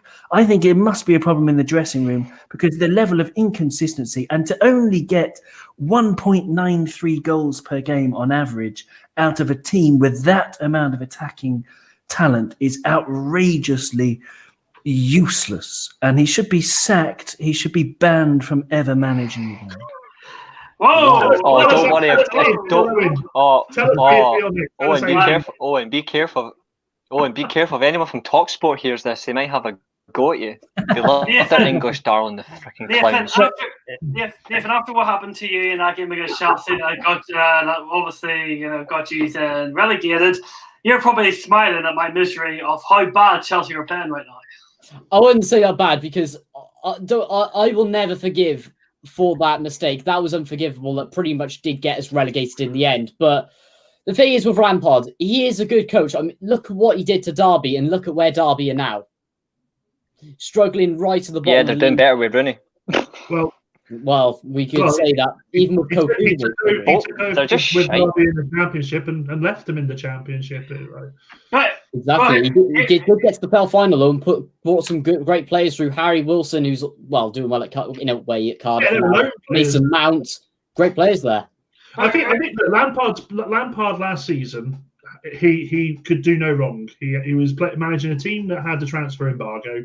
He had the perfect opportunity to bring these youth players through and do what he wanted to do. This season, he was given the treasure chest. He was given the key to open it. He spent it like a madman. Yeah, exactly that. Yeah. I think the one thing that's a bit of an insult to the Chelsea Youth Academy is they loaned out Josh can correct me here, but they loaned out 60 plus players, and they've only used Femore. Yeah, I nearly said his name wrong. Femore, Abraham, Mount, some other guy, can't remember. Probably Hudson-Odoi. But he brought in Timo Werner, who, on the contrary, people are going to say, oh, he's a flop and all that. He's never really got running. He's actually ruined Timo Werner by playing him left wing. He's a forward who can play as a left forward. He's not a winger. He's ruined them. And it just shows what he's slapping the face. He's going to use these young players, and he goes and spends nearly 300 million on some players he didn't actually need, and has made his team unbalanced, very poor, inconsistent, and also they've just not gelled. And the big money has a big gap. And frankly, they've missed Ziyech, haven't they? They've missed Ziyech. Yeah, he's a good player. A massive blow, isn't it? Josh is going to laugh, but I'm going to say this: I think they're missing Kovacic more. I think Kovacic in the midfield is absolutely superb. He's just not being played. He's not being played. There's no injury problems. He's just not being played. It's as simple as that. He should be all right. So, him and Pulisic are your best players. Right. So a quick point from Luke Carson. The English press is so biased. Ole Gunnar Solskjaer is being underrated, while Frank Lampard is being overrated. Do people agree? I don't know if Ollie relies on brilliance. I mean, there's decisions that Ollie makes now, and I'm like, what the bloody hell? Lindelof at right back, I couldn't understand that at all. I think, as I say, the difference is Ollie's got to know this group of players over the past 2.5 seasons. I think Frank's brought so many players in, and he's upset that balance he had with the players last season. And there's a lot of players coming in with a lot of big personalities, and he's not got enough room for him all at the moment. Because I mean, look at the way he was playing as well. I mean, he had his front three last year before he left. It was his consistent front line was either Giroud or Abraham rotating as the main number 9. He had Pulisic left wing and he had Willian right wing. Obviously, Willian is a bit of a hit or a miss at times, but can we all just spare a second? Can we just spare a second to appreciate just how truly amazingly gorgeous that man Giroud is? If I could look like that man, Jesus Christ, he is a handsome bastard. Yeah, completely agree with that. But he's an absolutely brilliant. He's an absolutely brilliant striker, and he doesn't have to score 25, 30 goals a season. For what he does, he brings players in, he brings out defences, and then they can bombard the goal. That's just how key is. That's how France won the World Cup. I honestly think if Giroud could run and had a bit of pace with him, he could be the best striker in the world, or it's definitely up there. It's just I don't know why he's just too slow for my liking, but when you need him to take off the bench and in those pivotal moments, he is amazing. Frank Lampard, so intelligent. Frank Lampard thinks he's playing career mode. So here's a football manager editor mode. So to answer this for Pete about this is not meant to be funny, but legit, who is on the on-field league for Chelsea? Do they have anyone who can break enough to get upgrade motivated? The player on there's two. If you look at Chelsea, Azpilicueta. I was going to say it is normally Azpilicueta, but he's obviously he's a bench player now with Reece James being the star. It is meant to be Thiago Silva, but the only problem with Thiago Silva is he can't speak English. He speaks French. So I think Jorginho would also be another on the leader pitch, but he does not suit the way Lampard wants to play. Lampard wants to play Kante deep now, so Jorginho is very much a backup. He's there if needed, so to speak, but he's not going to play. Chelsea. You have to play a completely different way if you have Jorginho deep to compare to Kante, because you have to play everything through Jorginho. While if you play with Kante, you can risk getting counter attack because of Kante. But my question is to Nathan is this. I think this is Lampard's third season in management. He didn't build up. He didn't stay in the championship for a few years. He didn't do lower leagues. He didn't go to another Azerbaijan country or something. Is it safe to say that this is probably a title challenge and pressure far too soon for Frank Lampard to be able to handle as a manager with no experience in this? Isn't this just too big, too soon for him? Yeah, definitely. I think he should have stayed at Derby for a couple more seasons, especially with the core that he had built there. Stay there for another season, he would have got him into the Prem, secured him in the Prem, and then I think it may be time for him to step up. Just don't give the man cash this early in his career. I think give him small amounts, but not where he ruins footballers like Timo Werner. And personally, I really think he should have stayed at Leipzig. He was comfortable there. Should have done. Yeah, but is being comfortable what you want? I mean, as a career, you're always trying to push yourself, aren't you, as a player? I think he sort of done all he could there. I think he wanted to go on and push himself. I think, look, we're halfway through the season, lads. They're 3 points off the top 4. Frank, for all his misgivings, could go on a great run, win 5 games, and the table looks completely different. It's a funny old season this season. Do you think Frank Lampard could turn it right? Look, because he's already under a lot of pressure. The last 6-7 performances haven't been really good enough. Josh, you're asking a man whose manager was in United were 15th. Yeah, but 1st of November. Honestly, but the thing is, Bruno Fernandes is making that team work. Can Kai Havertz, Timo Werner, Ziyech, or even any of the current Chelsea players like a Kovacic or a Tammy Abraham or Drew, can they help turn it around for Frank Lampard? Ziyech can, because he was the metronome at Ajax. Amazing player. Mm-hmm.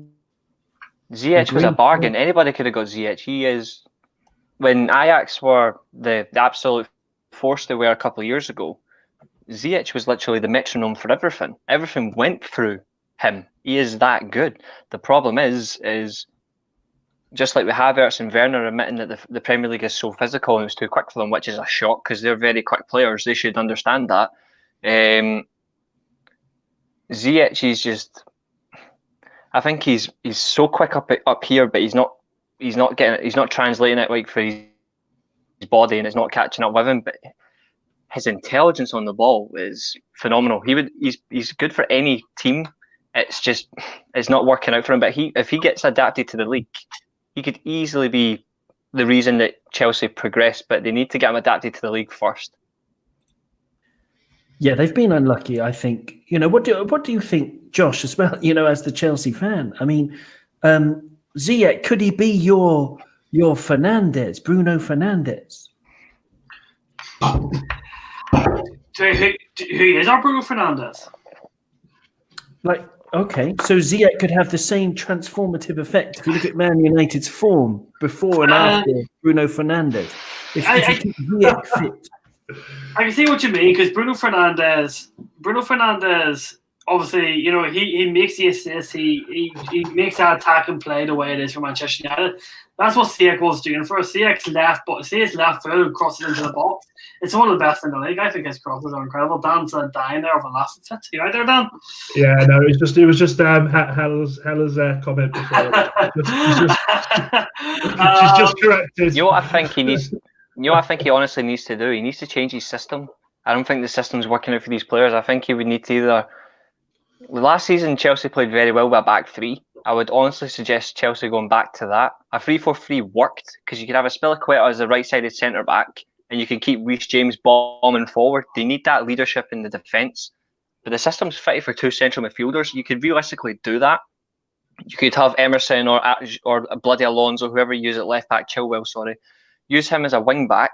Use Reece James on the right. Have Thiago Silva, I don't know, Zuma if he plays him, or personally, I think Famori's better. And then have a Spilicueta as your back foot. Yeah. Thiago Silva wants to leave. He's leaving in January on a permanent. Yeah. But you've got that, and then you could easily play like two in the midfield, like a Jorginho and Kovacic or something like that, or Jorginho and Havertz, whoever you would use in there. In fact, you could potentially do that. Jorginho and maybe Kovacic, and then you could play a front three of Havertz on the left, Ziyech on the right, and Werner through the middle. It's an option. It's just, I generally think he needs to change his system to progress, because I don't think the 4-3-3 or the 4-2-3-1, whatever he's using, suits these players. It's not working. Owen, I think you actually made a really good point there with the whole Ziyech comment. Ziyech talent-wise is phenomenal, but it's the mental side of it with Fernandes, isn't it? Fernandes, whether anyone admits it or not, he is the unofficial captain of Man United. He does bring the players through when they need it. He gives them a rocket up the arse when they need it. Ziyech, I don't see that for him when he plays. I see he does the stuff he does in the ball, but he's not a very loud player, is he? Ziyech is not a focal leader. That is definitely for sure. One thing Bruno Fernandes is. Pulisic will play under that. I think the best front three for Chelsea, in my opinion, Pulisic on the left, Werner up front, and Ziyech on the right. I think that will cause some defensive problems. I don't think Werner is a winger. He should not play in the wing. Hudson-Odoi should be playing more. Giroud should be playing more. But Pulisic is by far the best winger at your club. Like by far, like the man is lethal. And I wanted him at Man United. Like when he was playing for Dortmund, like I would have had Pulisic any day. I think he was absolutely fantastic, and I think the obvious example of why he's that good was that dart and run goal that he scored against Man City. That was absolutely electric. That run for his own half. As soon as the cross came in, Bimfy was gone. The man is a rocket. Next to you ask is obviously Chelsea play Manchester City tomorrow. So, when you talk about bad form, you've got Manchester City coming to the bridge here, missing 5 players due to COVID, 2 of them which is Kyle Walker and Gabriel Jesus. We don't know yet who the other 3 are. We probably won't know until the lineup is announced. Okay, can you look at it too? There's 2 ways you can look at it. Do you look at it that Frank Lampard must win this game against a City team that's going to be depleted? Or do you look at it that City are still good under Pep Guardiola no matter what? Bit of both. Must win, but also like even if they're still depleted by like COVID or injuries, Man City are still one of the best teams, not just in the Premier League, but also in world football. So you've still got that element of it doesn't matter who they lose, they can still play their magnificent football and they can still tear you apart. But there's a sense where Lampard needs results. It's a results business. He needs to get results to stay in this job if he wants to build something. So I would say a bit of both. Don't know about you guys, but that's my take on it. I think the amount that you've all been rinsing poor old Fat Frank tonight, I think they'll go and win 2-0 tomorrow now. Yeah, maybe. But if you look at Chelsea's results, I got some in front of me. Okay, 1-1 with Villa, going back in time. Losing 3-1 to Arsenal, beating West Ham 3-0. That was only 3 games ago, and that's a great result. 3-0 against West Ham. So Tammy Abraham scored twice in that match, and Thiago Silva got the other one. But Tammy Abraham doesn't really have the consistency, does he? I mean, would you trust him against Man City? I wouldn't. The best defense in the league. I think I'm trying to pull in my head here who it was against, but there was a game where Tammy Abraham missed 3 golden chances to win that game. I can't remember who it was against on top of my head, but Tammy Abraham, I think, to put it very simply, he's either a striker for a smaller middle table club, or he's a bench player for a bigger club. That's the way I would sum up Tammy Abraham. For me, Timo Werner has to start a striker from on. Play Hudson-Odoi on the wing until the back. I'll play not tomorrow. Not tomorrow. For me, I would, as much as I love Timo Werner, I love Timo Werner, but I would start Giroud up front tomorrow. Yeah, I would start Giroud for his hold up play and also his height in the box. I would seriously use the wings to cross into the box. That's your only option tomorrow. If Doug is correct, like Ederson's out, that would mean that their backup goalkeeper is 2 goalkeepers. You have Scott Carson, who was obviously the Derby keeper, the pensioner, like a 39-year-old, or it's Zach Steffen, who's a young youth goalkeeper who's played in the cup game. So that would be quite a big miss. So my final question. Carson's still reliable though, so he could still pick up a job. Yeah. My question to all of you, starting off with Nathan, is two very, very important things. Will Lampard stay out the season, and where will Chelsea finish at the end of the year? I'm going to say yes to that one, and I think they'll finish 5th at the moment. I don't think they'll have enough to get into the top 4.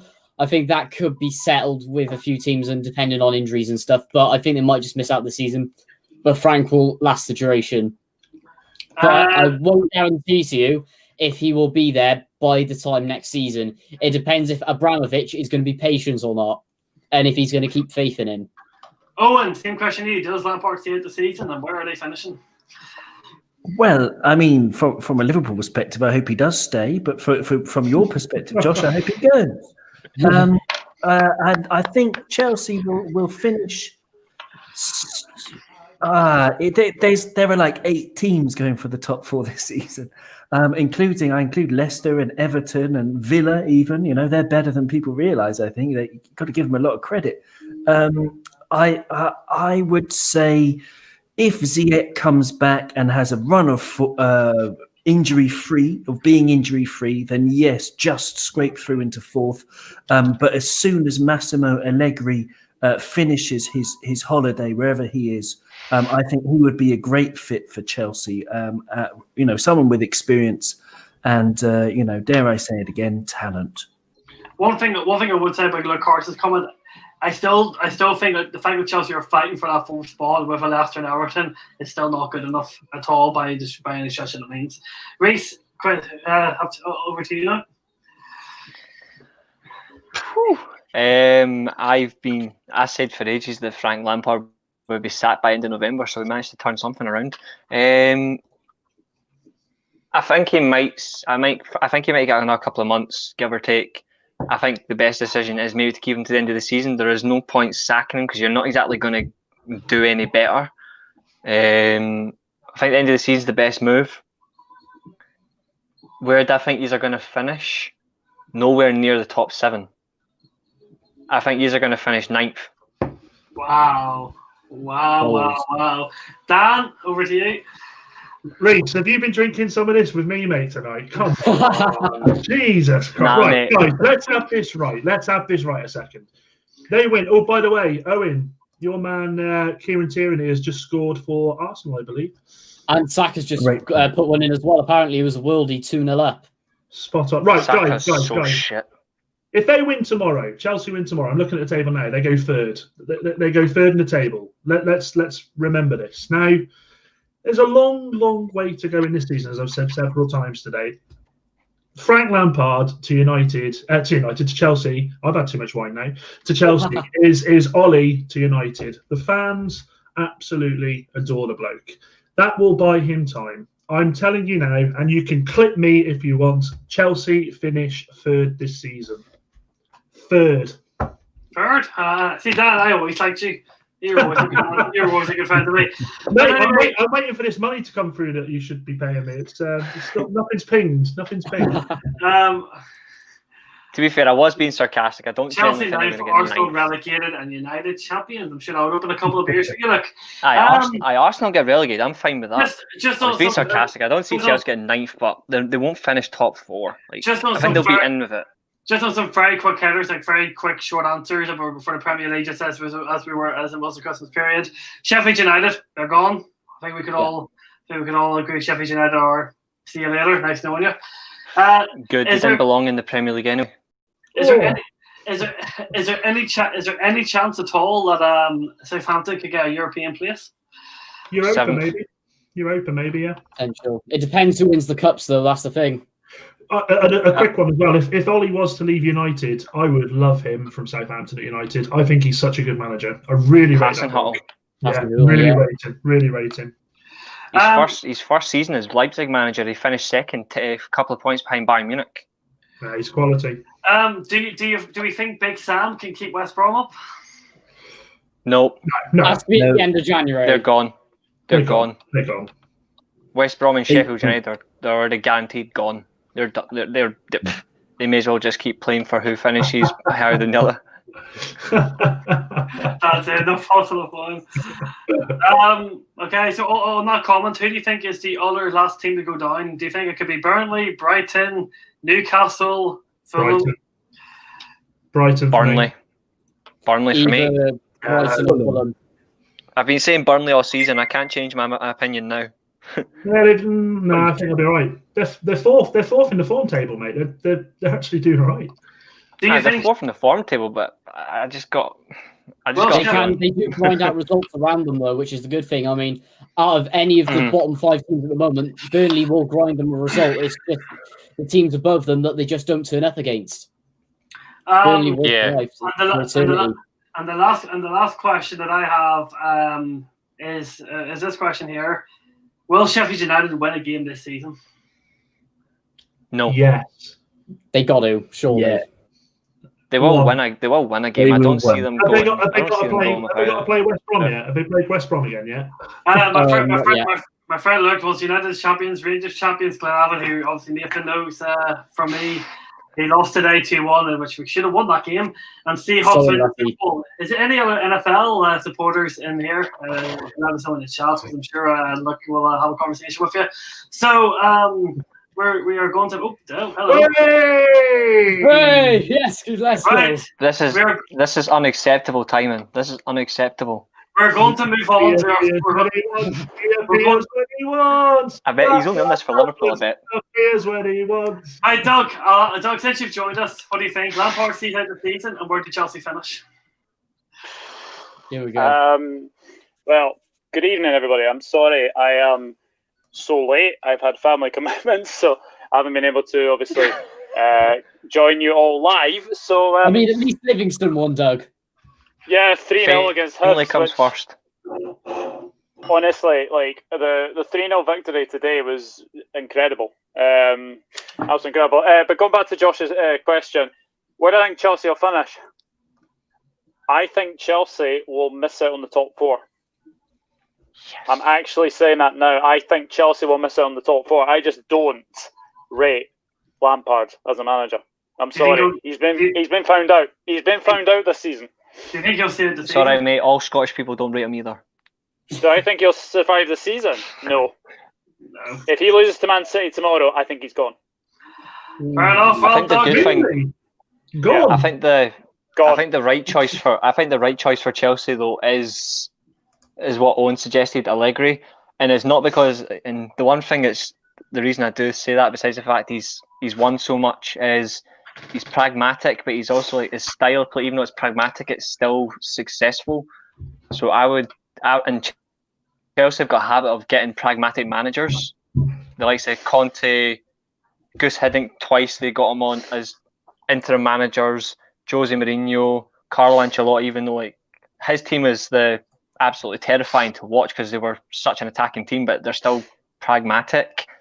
And I think that's Chelsea's bottom line is they get serial winners for a couple of years, they swap them, but they're always pragmatic managers, and it seems to be Italian, or the odd Portuguese dude. So I would go for that. So we're not suggesting Thomas Tuchel then, No. because no. I've seen him I being wouldn't mind that. seen him being linked with Chelsea, and seen him being linked with Arsenal, and again he's another one I just don't rate. Yes, he's done well at Dortmund, and yes, I know he's done well at PSG, but he hasn't been in the Premier League yet, and he's not been able to test himself yet, and I just don't think he would suit a Chelsea. I like him. I'll be honest. I like Tuchel.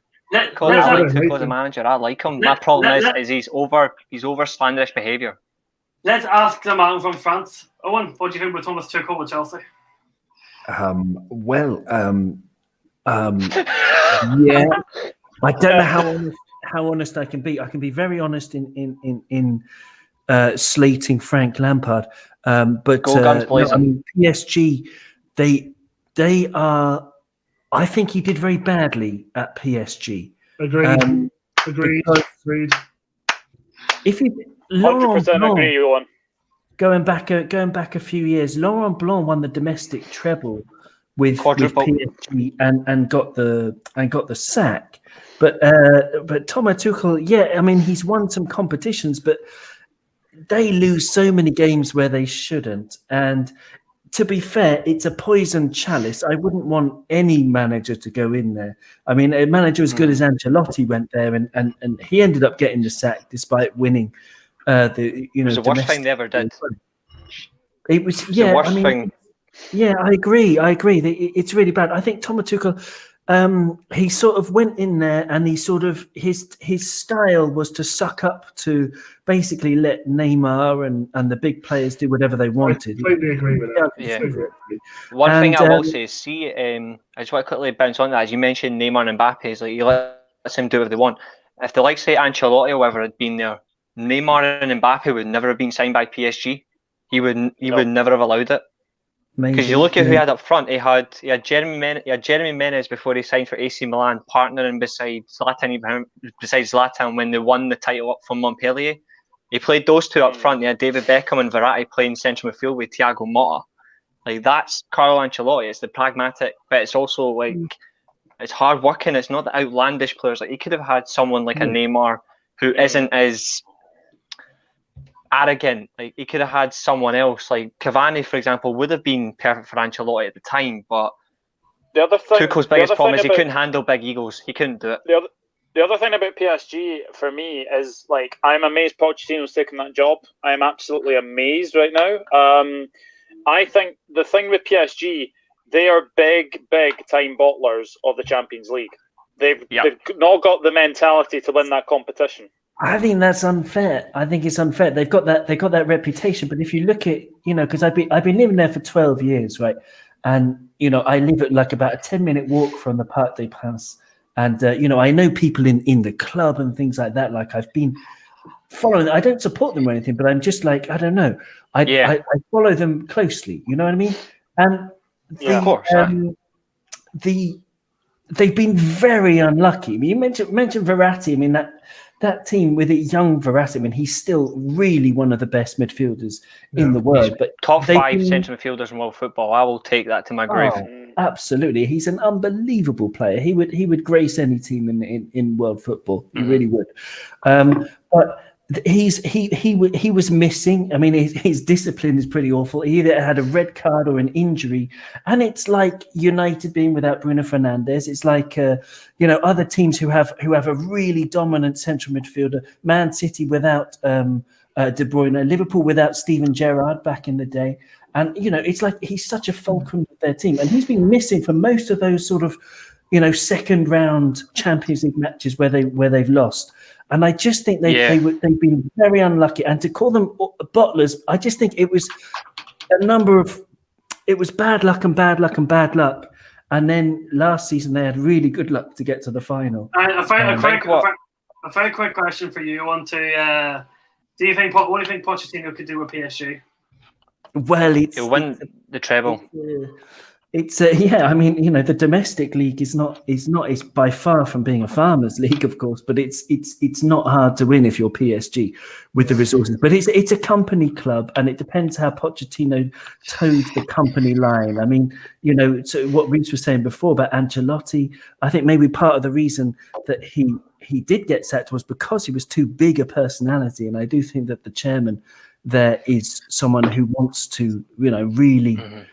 Create his team more than the manager's team. That's the one thing that's the one thing that will dictate Pochettino's tenure at PSG is I can't pronounce it. It's not Leonardo. Who's the guy that's above him? Someone say his name for me. Is it Khalifi or something? I honestly can't pronounce his freaking name. Nasser El Khalifi. He's the president. Yeah. Uh-huh. Yeah. Nasser. Thank you. Uh-huh. You see how the managers he's brought in at PSG since the Qatari sports group took over. Ancelotti was the first one, and that was just to restore them as effectively a power, but they're not really. They're just claimed to be. And you've had Tuchel, you've had Unai Emery, who won 3 Europa Leagues in a row, but he couldn't do it in the Champions League. Unlucky. I think the biggest problem. Yeah, I mean that game against Barca, Christ. Yeah, that's the biggest problem for PSG is. How are PSG going to win the Champions League? Well, the simple thing is they need to get rid of Neymar. They need to build the team smarter because Neymar will not win them the Champions League. Neymar's a world-class talent, Reece. I think that can turn. He's a world-class diver. No, he's an amazing. You say that about so many players in the world. Neymar. He's a good player. I'm not denying that, but he's not going to win them. I'm not denying that, but he's not going to win them the Champions League. He's not. He might. I think he will. Nathan, what do you think Pochettino will do with PSG? I think he's going to do the treble, but I think they just won't be able to do it in the Champions League again. Neymar and Mbappe, both world-class players, but on the same team, they're just both trying to fight who's the better player. If they can work together properly, then they might have a chance of getting to the Champions League final or something. But it's just them two together. If one of them wants to outshine the other, it doesn't work for me. Right. The one thing you're guaranteed to get as well, before we move on, one thing that's guaranteed is the 4-2-4 system that Tuchel used. That's definitely going to change to a diamond because Pochettino does not play with wingers. So Neymar's either going to be an attacking midfielder or he's going to play as a left striker. Because there's no way he's going to be played as a left winger now. He's going to lose his familiar role. And also the fact that Neymar is a Brazilian twat bag. Enough said. So to move on to the last topic. So to move on to the very final topic, I have something I do want to say at the end of at the start of this and when this video plays before we move on to the actual talk because this one is sensitive, but it's also COVID-19 pandemic. One thing to say is all of us here in this chat, all of us here in the stream today, Doug is from Scotland, I'm from Northern Ireland, Reece is from Scotland, Dan's from England, Nathan's from Wales, and Owen is from France, or sorry, lives in France, should I say. I was going to say, that's a very good English. All of us, correct myself. One thing is that as we stand here, COVID is spreading extremely badly. In a small nation of Northern Ireland, we have recorded 2,000 cases in the last 24 hours. England is in near enough lockdown with all people in tier 4. Scotland's in lockdown and Wales is in lockdown. And I'm not too sure about France at the moment. I'm assuming France is probably still doing much better than what the rest of the UK is doing. No, it's still in lockdown as well. I'll tell you something though, Josh, I need to get in there. Wales has the second highest infection rate in the world. And we have for the last month and a half. One thing I would say about 2021 is that we are 3 to 4 months away from a projected vaccine. Everyone gets vaccines to where things can slowly change. But one thing I think we should all remember about COVID-19 is about how we should come together as a community. During this podcast, we have all came together every single Monday or Saturday, as it is on this occasion, to come together and we put all of those bad thoughts away. We stay positive, and that's one thing we must do throughout 2021. These scumbags that are going to churches are not wearing masks. You're not social distancing. You're going around having mass gatherings and spreading this virus, killing people, making people sick. Even when you're self-isolating, your mental state goes down the drain. Kids are not able to get their education because of this. The list goes on and on. Football clubs are suffering, like Dan will know us. Non-league clubs are on the brink of leaving. COVID-19 is here for us no matter what. We can't do anything about it. One thing we can do is help control the spread, look after ourselves, look after our families, and look after the people around us. It's one thing we want to do when the vaccination comes, and there's as many people alive with us here. I don't sugarcoat it that people have died because of this virus, and there's people out there who are selfish, people who don't believe in the virus, people who don't believe wearing a mask. You have your own opinion, but the facts are the facts that the COVID-19 is here. And obviously, we love our football, and footballers sacrifice their lives for us to play football. And you've got players here, and you've got players here self-isolated. Manchester City, Fulham, Celtic had problems. Rangers have had problems. Chelsea had problems at the start of the year. I think one thing it's safe to say is that the way we stop these lockdowns from happening, the way we stop people dying, people self-isolating, people losing jobs, all of this stuff is, be responsible. Take it, think about what you're doing. If you're leaving the house, wear the mask when you wear and when you need to, if you can, obviously, besides for people who are upset with medical reasons. Make sure your social distancing is not hard. Why would you want to go anywhere near a stranger anyway, regardless if COVID's around or not? I would want to run away from someone. I hate people. I despise people. I'll stay away 2 meters away from them no matter what. I know it's a controversial message. But one thing I would say is COVID-19 has ruined our lives. The light's at the end of the tunnel. Let's not make this tunnel harder, painfuler, or anything more than it needs to be. Why should we don't need to be in lockdown for more couple of months. We don't need to be having people lose their jobs. We should be able to go in a controlled way until this is sorted. And in my personal opinion, the irresponsible people who are making this longer and harder than it should be, I just don't think it's right. I just feel like I had to say that, especially the start of the new year after how bad 2021. So sorry about that, but it's something that's very passionate to me. That message should be played to every single person in Wales with the way that people are acting around here personally. Does anyone want to make any other comments on that, or do you want to move on to the football side? Very well said. No, very well said. One thing I would add to it is that, as you say, we are all in this together. We should act as responsibly as possible. But, in terms of everybody's mental health and everybody's, it's such a difficult time. Just, let's stick together and remember that every day is one day closer to the end of this current situation. And also remember that life has a way of bringing unexpected goodness out of bad situations as well. So, I hope that whoever's watching this and anybody can just, not lose hope is what I would add. Doug or Dan, I think you had. I think exactly what you guys have said. Social media has such a reputation for being a virus, but used in the correct way, which it has been for me during this pandemic. It's brought me closer to people I've never met before. It's helped my mental state in that because of that. I'm able to sit on this chat with you guys and talk football, which is something would we have done before? I don't know. As always, and I say this to everybody on my channel, just speak up. Don't view this on your own. We're all here for each other. We're in it together. And, it's as simple as that.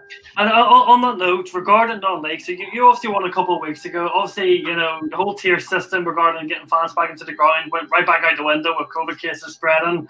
So you're back behind closed doors. Northern Ireland's here behind closed doors for the next 5 weeks.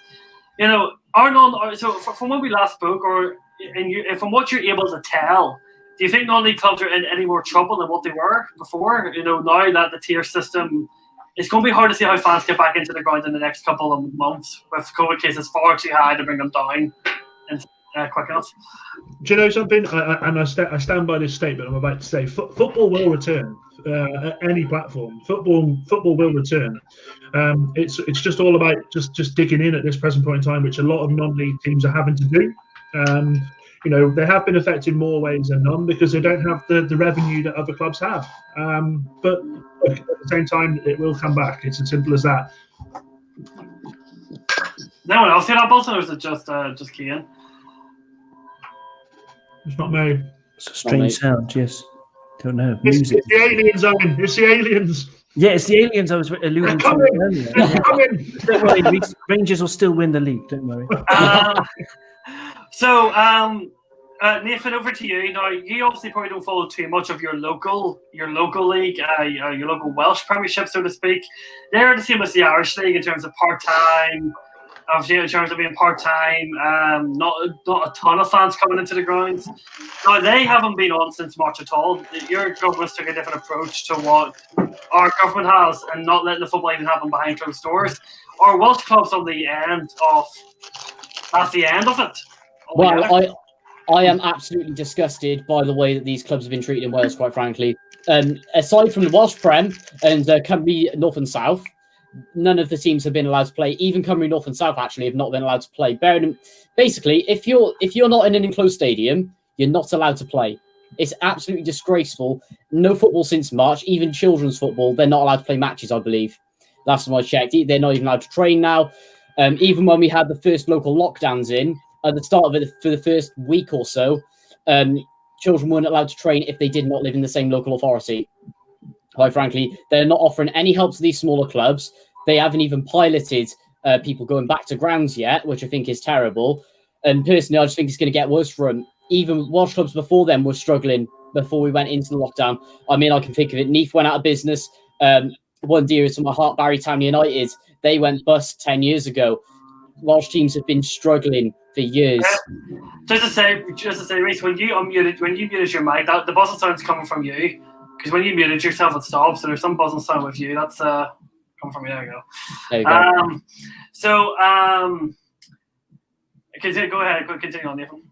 Yeah, I just think it's going to get worse for them, and more Welsh clubs are going to go bust, especially outside of the Welsh Prem. We only have one.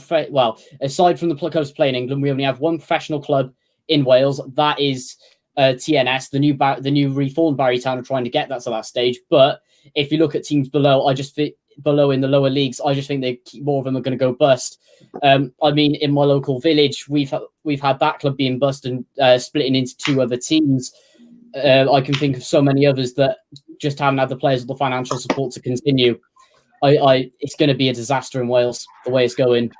Just on a random note, my bird is just sleeping here. Literally, she's fast. My bird's fast asleep on my shoulder here. Doug's like, ignore me. I'm having some shortbread. Ignore me. I'm having a McDonald's.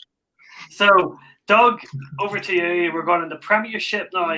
The Premier League have came out and have said their protocols are good enough. It's working now. I made this topic when things look really bad. You know, Fulham were having problems, Spurs have problems, City are having problems. Do you think the Premier League's under any threat at all, or do you think that it's going to be like the NFL? Like the NFL has positive cases so often, but as long as the track and tracing's there, as long as the protocols are there, as long as the daily testing's there, you can get through this safely. You're just going to have to deal with the hiccups. Well, first of all, as people just saw, I've eaten shortbread. Sorry, I've got a cup of tea sitting here, so I'm kind of trying to warm up after being out in the freezing cold of what is Scotland right now. I'm going to say this now. I don't think football can stop. I don't think football can be stopped, and the reason I say this, we've got a Euros coming up in June, July. Football can't afford to be stopped. I don't think. Do you think the Euros can go ahead still? No. Yes, again, I do. Just relating to what I said at the start of this topic, if vaccines should be out, and they might make it where footballers for the years have to be vaccinated, because I know if the Olympics come up, like I know everyone who has the anticipated Olympics has to get a vaccine now, so there is hope there. But you think football can go ahead? Teams are just going to have to deal with missing players whenever it comes about. Yeah, I honestly do. And the thing is, what was really weird is that Manchester City had positive tests before the Everton game, and then a day or two later they were training just like nothing had no happened. I get the fact that like City have got players isolating. Now the players that I think that are isolating, I do believe this. Obviously, Ederson and Gabriel Jesus, Kyle Walker. Well, I'll come on to Kyle Walker very, very shortly. João Cancelo is the other one, and I believe Ferran Torres might be the other one who are isolated. So they're going to miss the Chelsea game. They will probably miss the Manchester United game as well. The thing is, I honestly cannot see football stopping right now. The reason is we've got a Euros coming up. we also have basically the World Cup qualifying, for 2022 as well, like coming up as well. So you can't afford to stop football. Yes, you'll probably get the odd game that is obviously postponed, etc. But the thing is, football cannot be stopped. Basically, the Premier League decided to continue as planned. Yes, I get the fact that you've got cases rising all over the place, which it is really, really worrying. But my thing, and I've said this clear as day, is that things will only get worse before they get better. Mm-hmm. So the fact is that they're getting vaccinated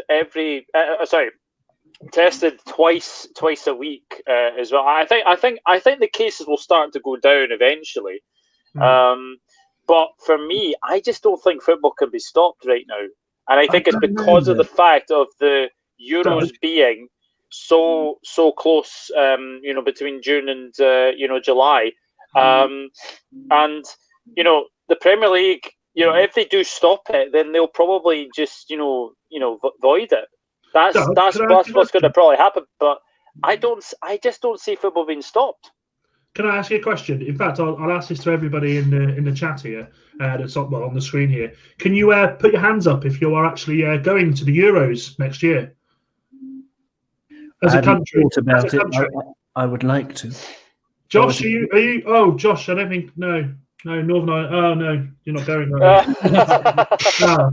Love that. Damn it! I'm sorry to see that, mate. Reece, I agree with all the points there, but Reece, I want to ask you something indirectly. Now, there was obviously talk about if City couldn't field a 14-man squad, would they have to forfeit the game? You retweeted a very good point from someone on Twitter about the fact that the team that Spurs went to play in the League Cup, the non-league team, had to forfeit the game. Now, is there a bias to the fact that they're non-league and Manchester City are Premier League team? Do you think is there a fact that the FA committee or the Premier League committee are not going to treat all the clubs as a club? Yeah. They're going to treat them by the tier of league they're in. 100%. Oh, there is a heavy bias. There is no question of that. If this had been like Salford City down in League Two, they would have been told to forfeit. It is a heavy bias because also you don't want the Premier League teams to be out of competitions. You don't. But on the contrary, I don't think you can make a team forfeit after the first offence. I think a postponement is fair. I think it's fair to postpone, but it has to be done at all levels. I don't think it's fair to ban one. But what I will say, if you can't field a team in consecutive games, then you should be made to forfeit, and that's at all levels across the globe. One game postponement, try and rearrange. If it's consecutive, then no, forfeit. It should be given as an automatic one. And I cite one perfect example, and it's not Leyton Orient because that was an absolute farce. I'm going to use the Napoli-Juventus game, which was an absolute shambles by the Italian FA. Thankfully, the arbitration of sport have overturned the decision, and Napoli will get to replay that game. Yeah. And I'm glad that they managed to turn it around, because the fact that Napoli came out a couple hours before the game and said, we've had positive tests, we cannot field. And it was given as an automatic win and 3 points to Juventus. They brought a case forward and it was reversed. And I think that is what football needs to remember. It can't always be given, but they need to have a level of control. There needs to be a control. And there isn't. And I'm glad that Napoli were able to contest this and get the result. But one thing I will say is, and I reiterate, is there has to be a fine line between when you can award a forfeit and when you can postpone.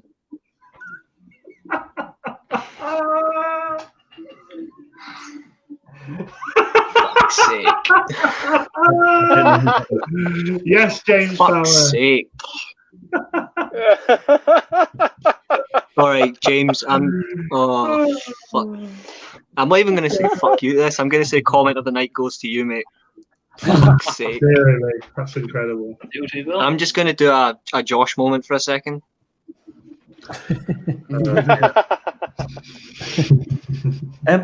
No, but with COVID though, I mean, it's impractical, right? It's impractical to stop anything, especially with the World Cup next year or whatever it is. Like, but the reality is, it's just going to have to stop at some point. If cases go up, and if only 5 players from Man City got the virus, then actually, relatively speaking, you could say that they've done quite well to avoid only 5. But I think it's a matter of time before a team is much more heavily affected, and other teams as well. I mean, it's not like, you can live in a bubble, but you got to get your food, and if COVID lives on packaging, you can get it from anywhere, can't you? I don't know. If you think that I am missing Harry Kane get his hat-trick against Scotland in the bloody Euros to COVID, then you've got another thing coming. Me and Lee Griffiths scoring 2 free kicks to give Scotland the win. Well, when he plays. Oh, that was memories there. When he plays. The final thing to end the podcast on is I'm going to ask all of you one question, kind of suited to who you are, just to end the podcast on a nice, cheerful, happy note, okay? So, Doug, your question, since you're here, so I can't think of this off the top of my head because you put me under pressure. You just randomly appeared. My question to you is, around a point, will Livingston finish in the top 6? Oh. And the way we're going, it's 7 wins in a row under Martindale. The Hibs result today was just incredible. I did not see that coming 1 minute, but Reece made a point earlier. I think it was Aberdeen, Motherwell, and Hibs, Rangers' next 3 away games. Hibs away is not as daunting as it once was. So I think Rangers will win that probably comfortably, to be honest. And sorry to Rebecca's dad, who's probably watching this. But do I think Livingston can finish in the top 6? Yes, I do. I actually do. I think they're more consistent than any other team down there, and I do think they'll make the top 6. Yeah. Nathan, will Cardiff win any of their next 3 games, and will Neil Harris be out the season? Harris will survive the season as it stands at the moment. Hang on, let me have a look at our next few games, because I know we do have to play Rotherham coming up once again, but we don't have. Well, we got Forest in the cup next week, which I think we're going to lose on purpose because we need to focus on the league. Definitely, I don't want a cup run this year because of the way it is in the league. I like how you say that you're going to lose on purpose. I don't. I think you'll beat Forest, Nathan. I really do. I think you'll beat Forest. Well, if we, that's a good result if we do. But I don't know. I really want us to stay fresh for the league. It's good if we win it. We need the money, and we need the money as well in a way. But is it the right thing? That is the question. I'm still trying to work out. We got Norwich then, which we could, I guess, write off. Then we got QPR, who we always lose Hit or miss. Hit or miss, yeah, as well. We have lost to them a lot.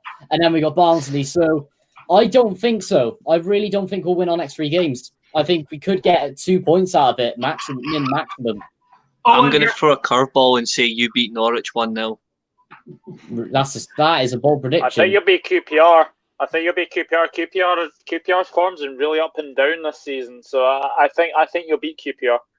Owen, Owen, your question is: will Pochettino make PSG the team that their squad talent has? Will he make the team that? Will he make PSG as good as a squad as they have should be? Great question. No, PSG's problems that we touched on some of them before, but I think their main problem is the league itself, and it has been that way ever since the Qataris took over. In that, basically, PSG are playing Lorient, they're playing Angers, they're playing Nice, and then they're playing Barcelona. And, it doesn't work. Like, if you want to make a world-beating team, then you need more competition. The jump up between the French league and the Champions League is too much for any man, including Poch, who I really think is a great manager. Doug, what do you think about this, Colin? What's that? I think about that, Colin. So we can see who's best one to lose in the cup. Dan, Cardiff wins every day. Dan, my question to you is: Yes, I think Phil Jones will win the Premier League before he retires. Dundee are beating Hearts 3-1, by the way, Reece. That's Oh, some strong wine. So, Dan, my question to you with Manchester United is: will Bruno Fernandes end the year as Player of the Year or Player of the Season? Should I say? Well, for United, definitely, without a doubt. I mean, there's a couple of players in the Premier League that are looking fantastic this season. Son's looking superb again. I love that bloke. I think he's absolutely incredible. Look, I wouldn't bet against him winning Player of the Season. That's for certain. But just in the comments in the section there, anyone but England to win the Euros? Yeah, whatever, mate. Come on, England! I agree with Luke. He's such a smart guy. Reece, over to you. My question to you. This is going to be a funny one. I look forward to seeing give the Scottish as a try and put some of the French teams. That has to happen. My question to Reece is: will James Tavernier win the Golden Boot and have the most assists in the Scottish Premiership? I'll throw you a curveball. All right, he'll win the Golden Boot. He'll get the most assists, and he'll be Scotland's starting right back at the Euros. But as it is 9:06 in the UK on a Saturday night, the end of the podcast has reached us. We've gone live for 2 hours. Doug has magically appeared. We've all had a laugh and we've had a good time, haven't we? Spot on. Enjoyed it. So as I want to say thank you to everyone who has joined the first podcast of the new year. As I said, just to reiterate, just in case of any confusion, there will be no podcast on Monday. This is the substitute. And we will return next Monday, which I don't know what. Someone help me what the next Monday is. I don't have a clue. 18th. The 18th. We'll be back on the 18th. Tomorrow I turn 19, so it's my birthday, so I'll be doing absolutely no work at all. You're 18 years old. Mm-hmm. I am as well. I think it's funny that the last comment is get either me or Doug to pronounce some of the French teams. Like, why has it got to be me and Doug specifically? I could say the best. I could say the best name if you want. I could say the best one, Olympique Lyonnais. But there you go. So it's my birthday tomorrow. It's my birthday tomorrow, so I'll be doing absolutely no work. But I just want to say thank you to everyone who's been here. Thank you, Dan, for coming on. Thank you, Nathan, as always. Thank you, Reece, as always. Doug, thank you for coming on your own channel. Josh.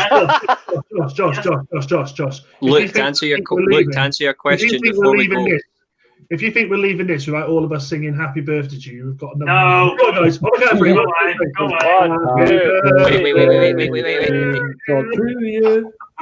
Happy birthday to you. Josh. Happy birthday to you.